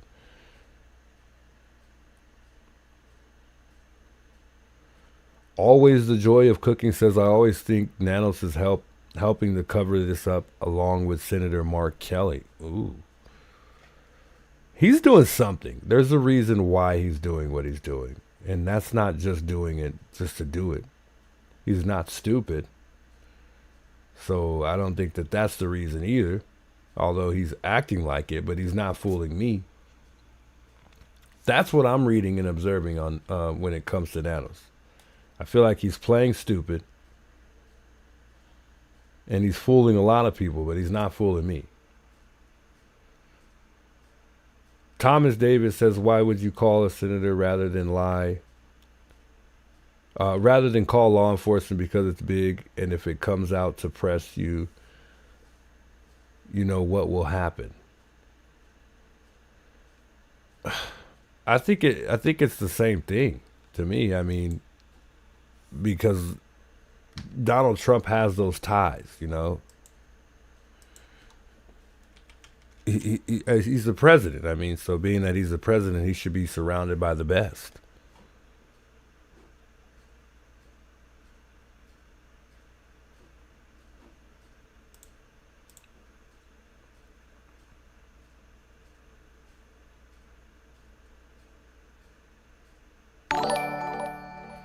Hey, much love, Eclipse. I appreciate the jewel, by the way, man. Shouts to all you guys for the love and support here tonight. I truly appreciate it. Much, much love, folks. I wanted to play something, but I can't remember what it was before I get off here. That just came to mind that I wanted to play a while ago that I didn't get to play while we're here. But I can't remember what it was, so maybe I won't get to do that, unfortunately. Lindsay says Trump has big issues on his plate. Yeah, but I mean, that's part of his job to always have big issues on his plate. So, but I get it. That is very good point.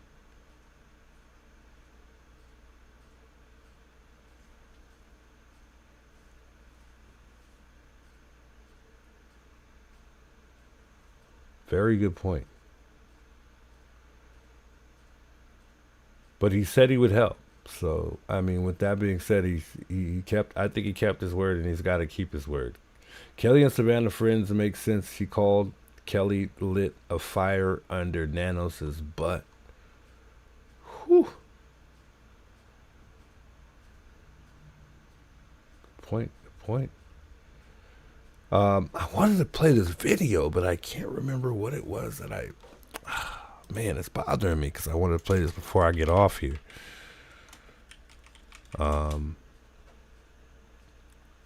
Before I get off, though, let's look at this real quick. I want to look at this inverted real quick, and maybe it'll come to mind.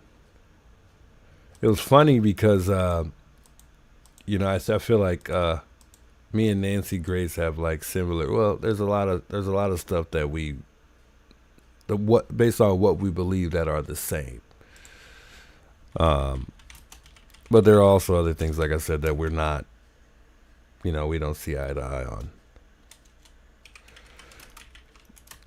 But I want to show this real quick. I just want to look at this inverted video real quick before I get off here. Nancy Grace.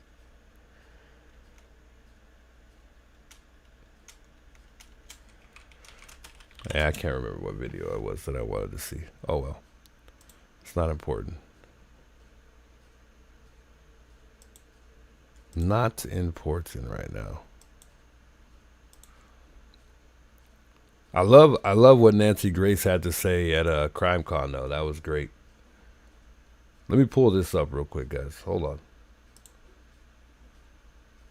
Fantastical theories is a waste of time, and I do not like any waste of time. I don't like people who repeat themselves. I don't like doing the same thing over and over. I'm one of those drivers that wants to make the green light, okay? Say I'm going to write a book one day. Red lights matter, okay? You add up 10 of them and you're like an hour late, right? So what I'm saying is chasing down preposterous theories is a waste of resources, time, when we can put all of our energy and our brain power toward figuring this out. I keep thinking, Nate, that they're on the cusp, that they have a suspect in mind, that they're keeping under their vest, not Pima County Sheriff's. Of course not, because there's, you know.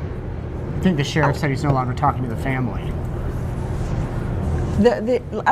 My takeaway, he said he's no longer talking. I love what she said about the about Sheriff Daniels. I was dying laughing when I seen this. My takeaway, he said he's no longer talking. Thank you, heaven. If he would just shut his pie hole, we'd all be a lot better off. That said, I doubt if the FBI was on to a suspect that they would share it with him at all. And I hate to denigrate all the exceptional men and women that are in Pima County Sheriff's Department, but they have been sullied by his involvement in this case. There's no way around it. Yeah. That said, I still hold out hope that her, and belief, not just a hope, I believe her kidnapper will be found. Good. You don't sound very hopeful. You know, you've covered enough of these to know that on the twist of a dime, 40 years later, somebody could be found. Let's hope it's not that long. But then, you know, I don't know. I'm interested to hear what you have to say. Yeah, he's definitely not very hopeful of the Nancy Guthrie case. We already know what his theory is off the bat, right? That's funny. Anyway, I want to pull up this inverter real quick just to see, because I haven't really looked real quick before I get off. If what's in the background here? Because remember, I thought that we seen a car in the background. I want to see what this inverted brings to our attention here. And I can, you know, since we're in Adobe, I'll be able to adjust the lighting a bit if it'll let me, which it's not right now, so maybe not. But anywho, let's just ease through this real quick on this inverted here, and let's see if I can make this a lot bigger.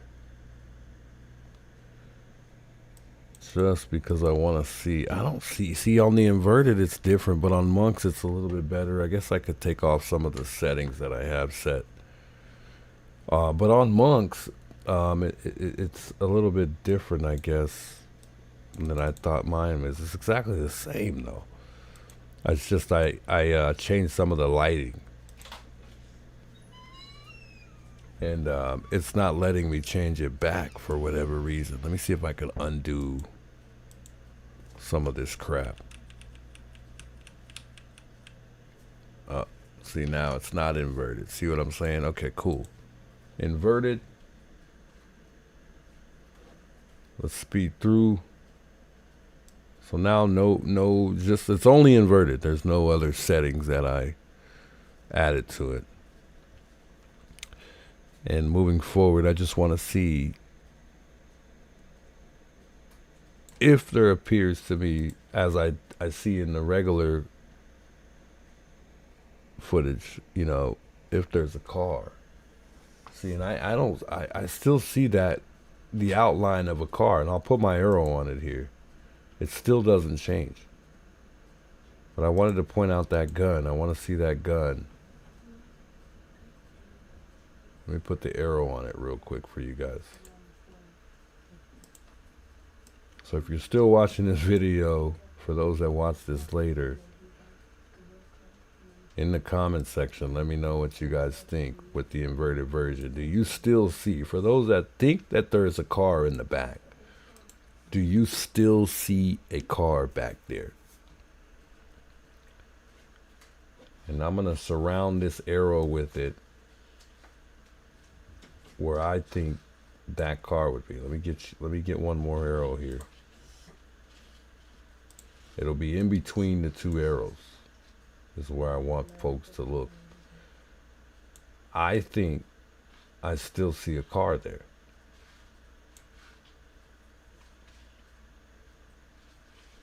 Right in between those two arrows.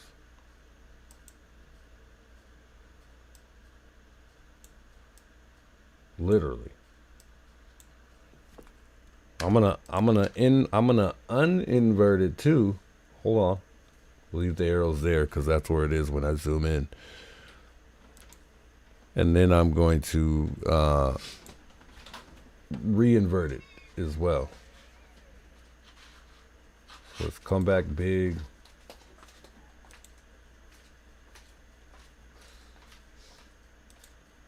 It's like when it's not inverted, you see a car better. We're going to mess with the settings real quick. We got to mess with the settings before I get off here. I want to see if I can bring that more to life just real quick while we're on stream here. You see what I'm looking at? I don't know if you guys can see what I'm looking at.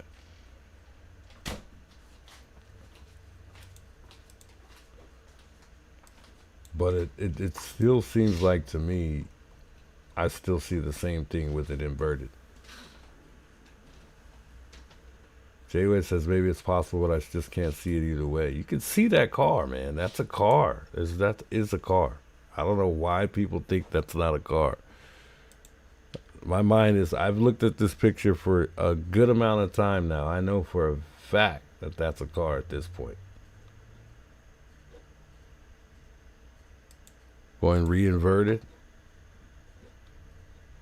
Let's move the arrows for a second.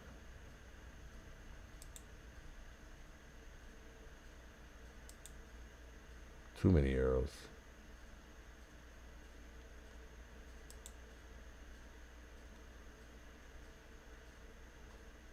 Let me move these arrows. I'm gonna mess with the basic settings just real quick. Basic settings. It's not lighting up. Hold on. Okay, here we go.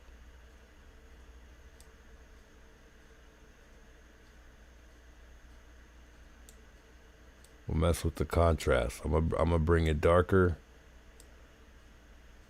darker, darker. Now do you see the outline of the car? Now you see what I'm talking about? Let's bring the arrows back.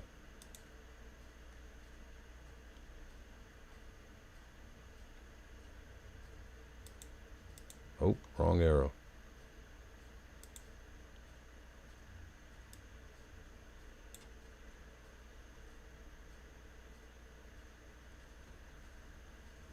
That is an outline of a car. It's exactly, if you drew a car with a pencil, It's exactly what a car would look like.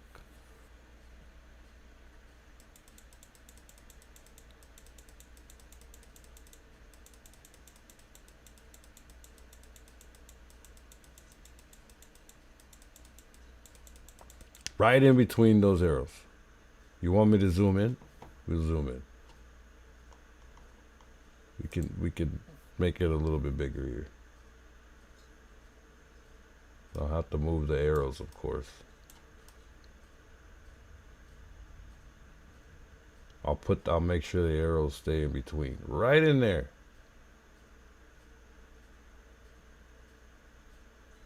There's no way my mind is playing tricks on me at this point.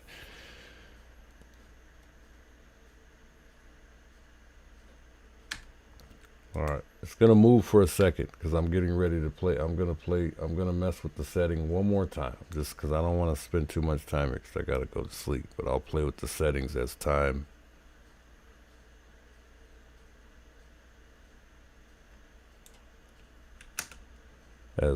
Now that I figured this out, how to go inverted, I'll play with the settings more off stream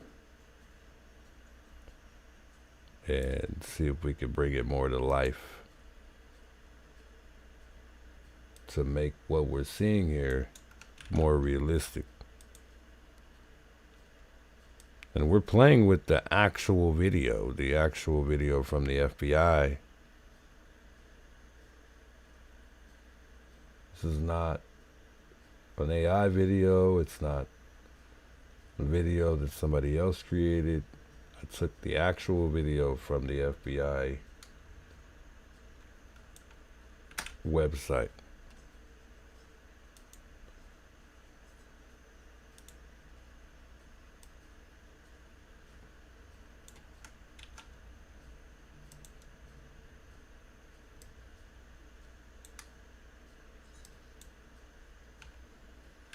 That ain't gonna work. That ain't gonna work. We'll sharpen it. Let's see what happens when we sharpen it. Nothing. I can't tell.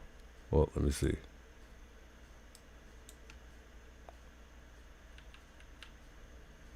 No, nothing changes.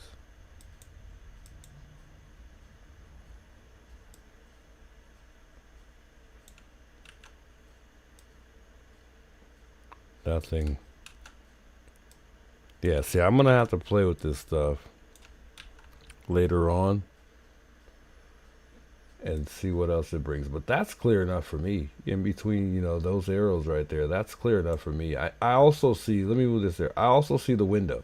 So I see the window. See if I can zoom in even more. I see the window.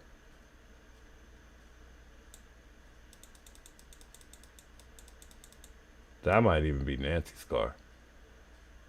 See like an emblem here.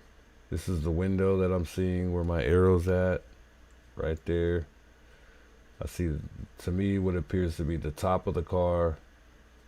But I see a car where I'm circling around for sure as a fact. That's not anything in the middle of that driveway. I could clearly see, keep the arrow there, where that driveway goes out. And I usually, for me to remember, I'm trying to find this other arrow real quick because it's not clicking on that arrow. So there's the pole.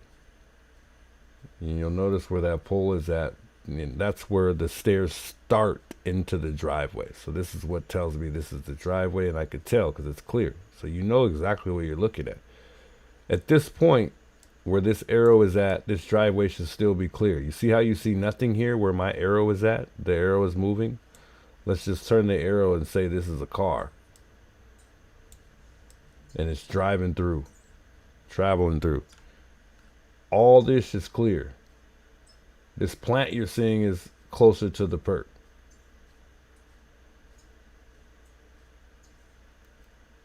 All this is the driveway and it's clear. Even if you don't see the car, there should be nothing here. This should be clear. Where my arrow is at, this should be all clear. There should be nothing here. It's all fuzzy and, well, it's pixelated looking. But going out of this driveway, this should all be clear, but it's not because there's an object there. All this other stuff you see over here is the tree. These are trees across the street. These are also trees. But that driveway should be clear going out. And it's not because there's a car there. There's an object there.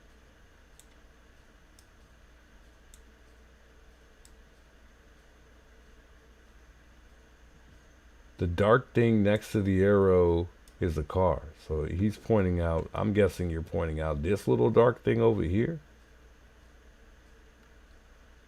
Where my top arrow is at, I'm assuming. I'm not too sure. Some people say they even see people here. I see no people, but I see a car. But anyways, I'll spend more time, messing with this now that I know how to invert it. Messing around with stuff. Trying to see if I can make it more clear, bring things to life. It's just difficult.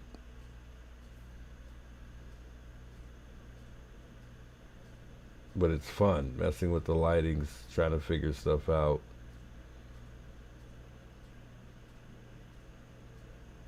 It's like the darker you go,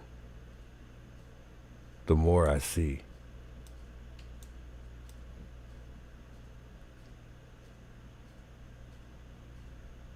It's crazy.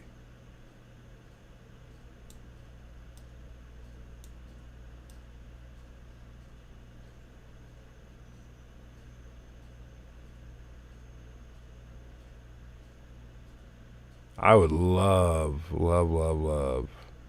to see the technology that they have in Quantico. Because, oh man, I bet they've seen some stuff. But there is some dark areas that are a little concerning, although I don't know exactly what that is. So I would have to be looking at a regular picture and the inverted. So that's what we need to do in the future, is do a regular video next to the inverted version, or just the regular video period while you're just editing. But I mean, there's these little dark, little round, whatever they are, they look interesting. I don't know what those are exactly. But there are these little black areas that I'm pointing at with the arrow, which are, I'm wondering what those are. Maybe gaps in the trees. I'm not too sure. But anyway, I just thought I would share that with you guys. Somebody's saying poll time. Lexi texting, you want to do a poll? I don't know if we got that many people in here to do a poll, do we? Take a poll to see who sees this and who doesn't. Let's do it. We could do one before I get out of here. Let's do it. Do you want me to? What do y'all want the poll to be? Do you see a car, or do you think there's a car?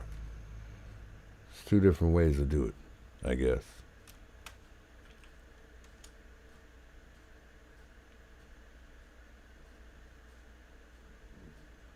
I think that they might suspect that there's a car, but they don't have enough to figure out what type of car that is. Patriot Pride put a video together, or not a video. He, I think, did it use AI, and it was funny because the car that it came up with it looked like it was a Subaru. It looked like it was Nancy's car. AI picked Nancy's, or a car very similar to Nancy's, like the same brand. Different kind of looking car though. What's up, Army? Good to see you in the chat.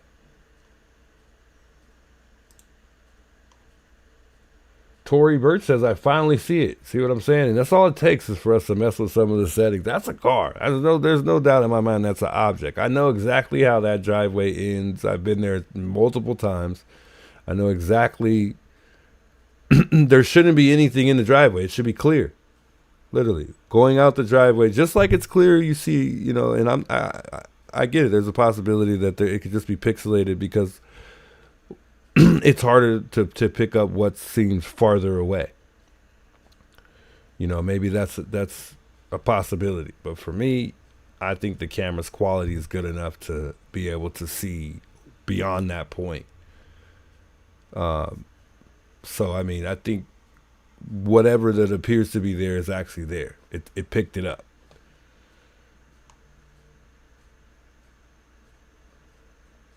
Norman says it to me, it looks like it's a white Dodge Charger. Yeah.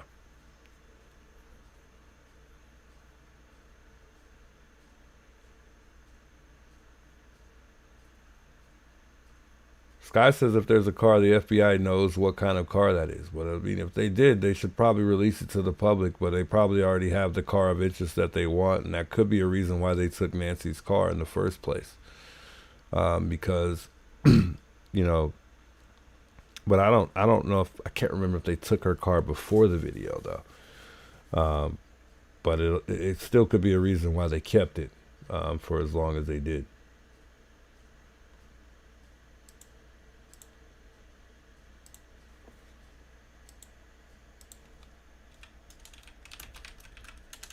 All right, we'll do this real quick before I get out of here.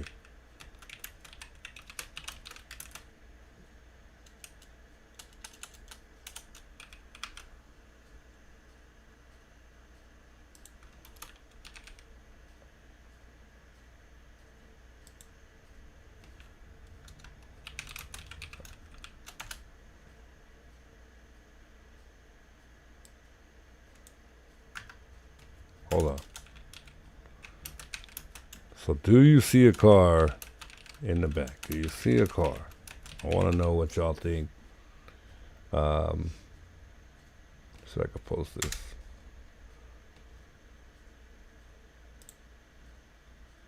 Let the polls begin.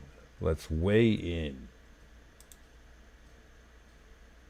We weigh in. And I'll put it up there real quick just so y'all can see what we've been talking about.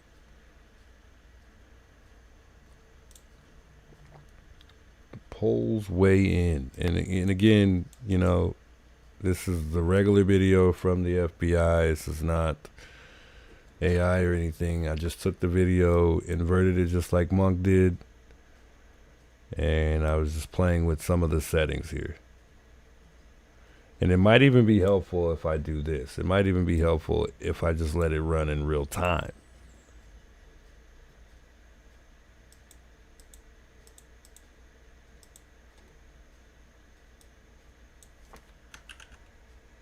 Hold on.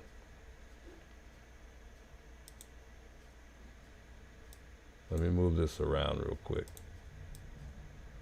And I'm going to undo some of these settings. Let me move these the arrows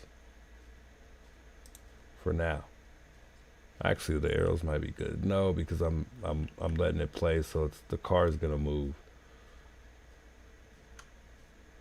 Or the arrows are going to move based on where I'm trying to get you guys to look, you know, as far as where the car is.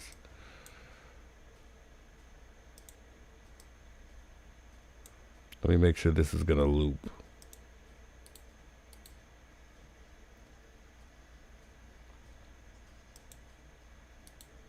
This is definitely not looping.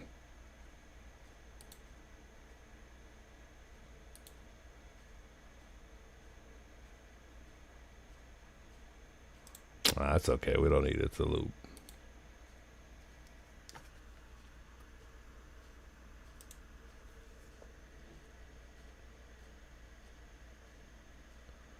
I literally can see the headlights. Like I can see the headlights, I can see the grill, I can see the emblem. I see all that.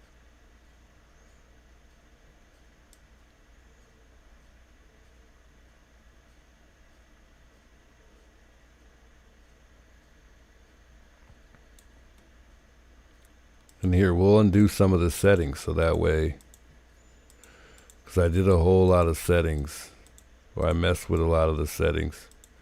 Not that this will make it easier for you guys to see, but We'll just kind of make it, try to make it a little easier.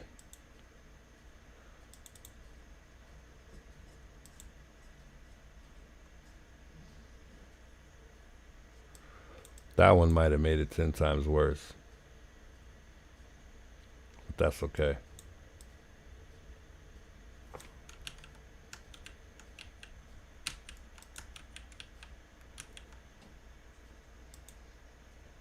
I think I messed it all up.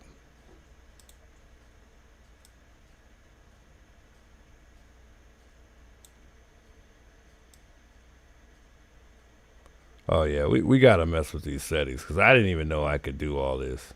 This is crazy. Now look at that. Oh my God, this is insane.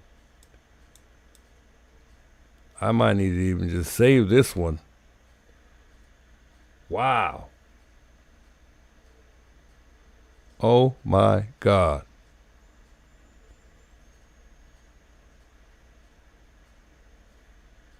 I might need to save this one.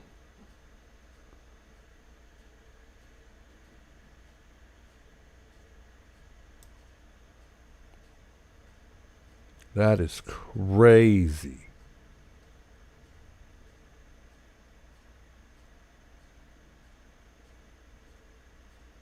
Sheesh.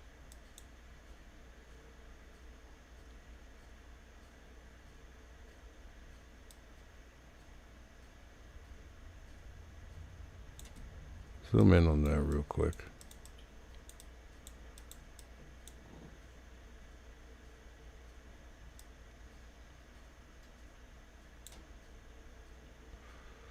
Yeah, I gotta mess with these settings.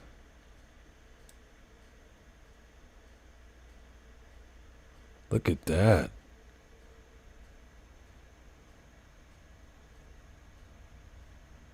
Wow. Look at that. Hold on. Oh my God, that's crazy.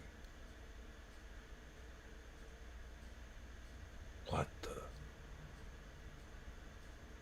There's no way.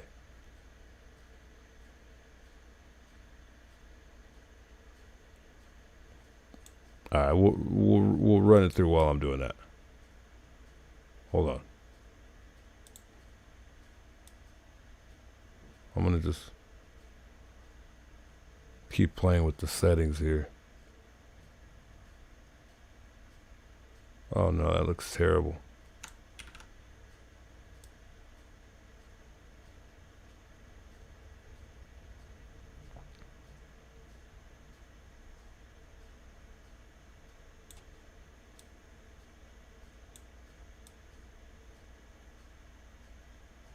Dude, that is a car parked in the driveway. That's a car parked in the driveway. There's no way that's not a car parked in the driveway. Our eyes are not playing tricks on us, folks. We see what we see.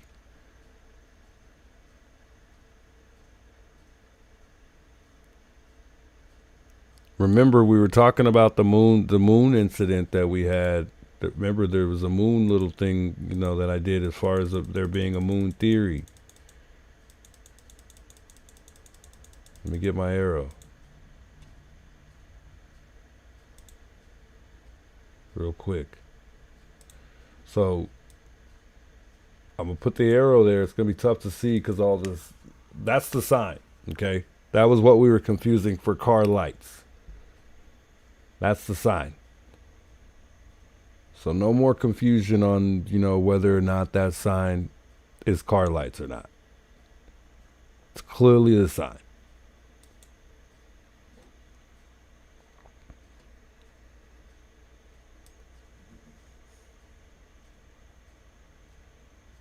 Yeah, that's most definitely a car.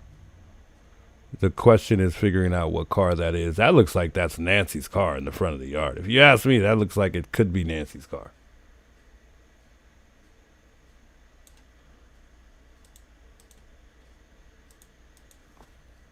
What is it? What is it? An Outback? A Tucson Outback? Or, I mean, a Subaru Outback?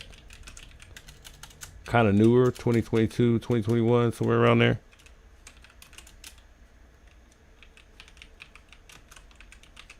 think it's the Subaru Outback. Let's do 2022 because she definitely doesn't have the newest of the newest. It might be an Outback. I think it was an Outback. I can't remember. I think so though.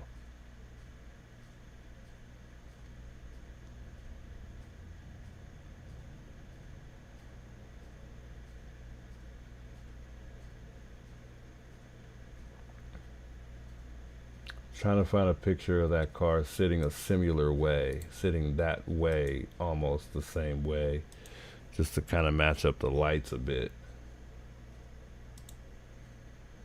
Hold on now, hold on.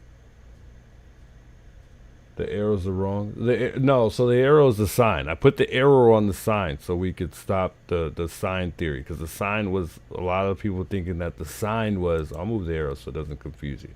A lot of the people were thinking that the sign was lights, like car lights. Drop the black shadows first before touching anything else. Tell them then, what do you say? Hold on. 38% says they see a car. 29% say no. 32% says they're not sure. Interesting. But at least majority of the chat so far thinks that that is a car. If the car disappears entirely when they do this, it was never a physical object. It was just compression artifacts floating in low light threshold. It says drop black and shadows first before touching anything else. Tell them to lower the black level of shadow slider slightly. This crushes the baseline digital noise back into true darkness. Interesting. Unfortunately, Army, I don't know if I could do all that. I'm just messing with settings. Otherwise, I don't really have, as much control over as I would like as far as like navigating this whole thing.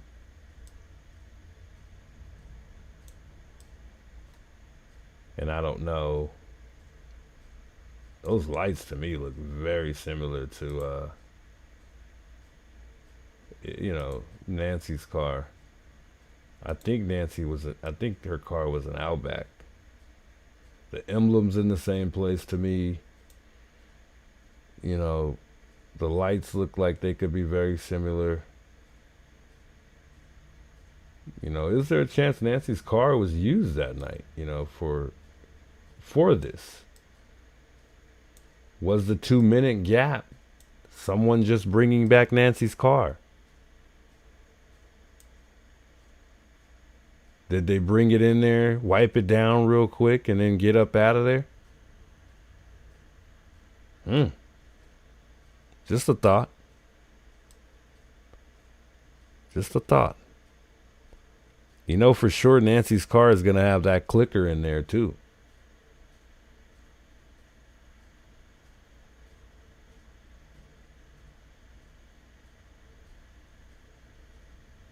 Yeah, there's definitely two lights. See, you see the way this car is sitting? It's almost sitting the same way as that car, which makes it difficult to see the right light. Left light if you're in the car, right light, well, because we're facing it. But it makes it difficult for it to appear because the car is slightly turned. It's not vertical to us.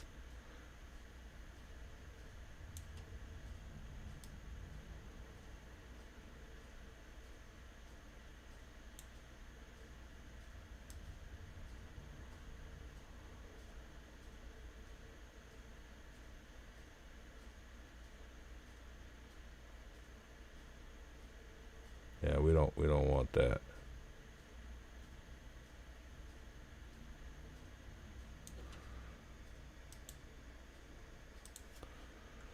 These settings are crazy.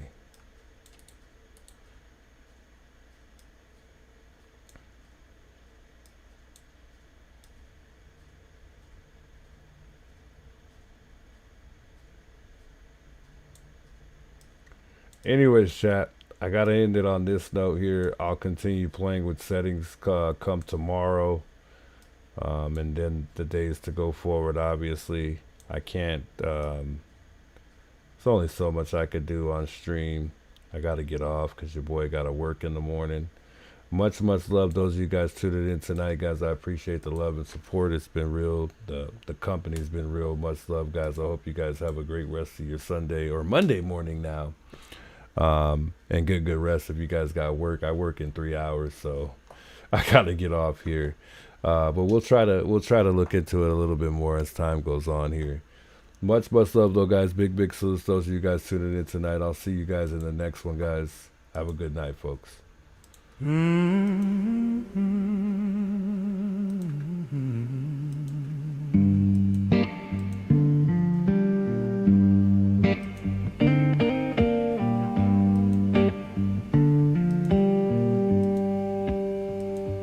I've been broke, been bruised, been used. Had folks talking like they know my shoes. Ain't no saint, I've raised some hell, but I learned my peace where my demons dwell. I quit chasing ghosts that don't pay rent, quit worrying about the ones who went. Now I walk my road, dust on my boots, singing my truth, whatever it roots. Cause I don't give a damn who don't like me. This world spins fast and time ain't free. We're all just sparks in the midnight sky, fading out slow, saying goodbye. So pour that whiskey, let it burn fine. Laugh at the scars that prove I'm alive. We're all just living on borrowed time. Had some lovers, lost some friends. Some stories start, some just end. Every tear I shed done washed me clean of all them fake folks and broken dreams. Now don't beg, I don't chase, don't need no crown, I got my grace. Life's too short to wear a mask, so I'll say my piece and sip my flask. Cause I don't give a damn who don't like me. This world spins fast and time ain't free. We're all just sparks in the midnight sky, fading out slow, saying goodbye. So pour that whiskey, let it burn fine. Laugh at the scars that prove I'm alive. We're all just living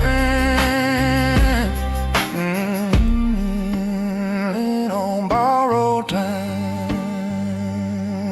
Yeah, the clock don't stop, it don't rewind. You blink and you're 40, damn near blind. So love who you love and cuss when you need. Be your own man, that's all you can be. I don't give a damn who don't like me.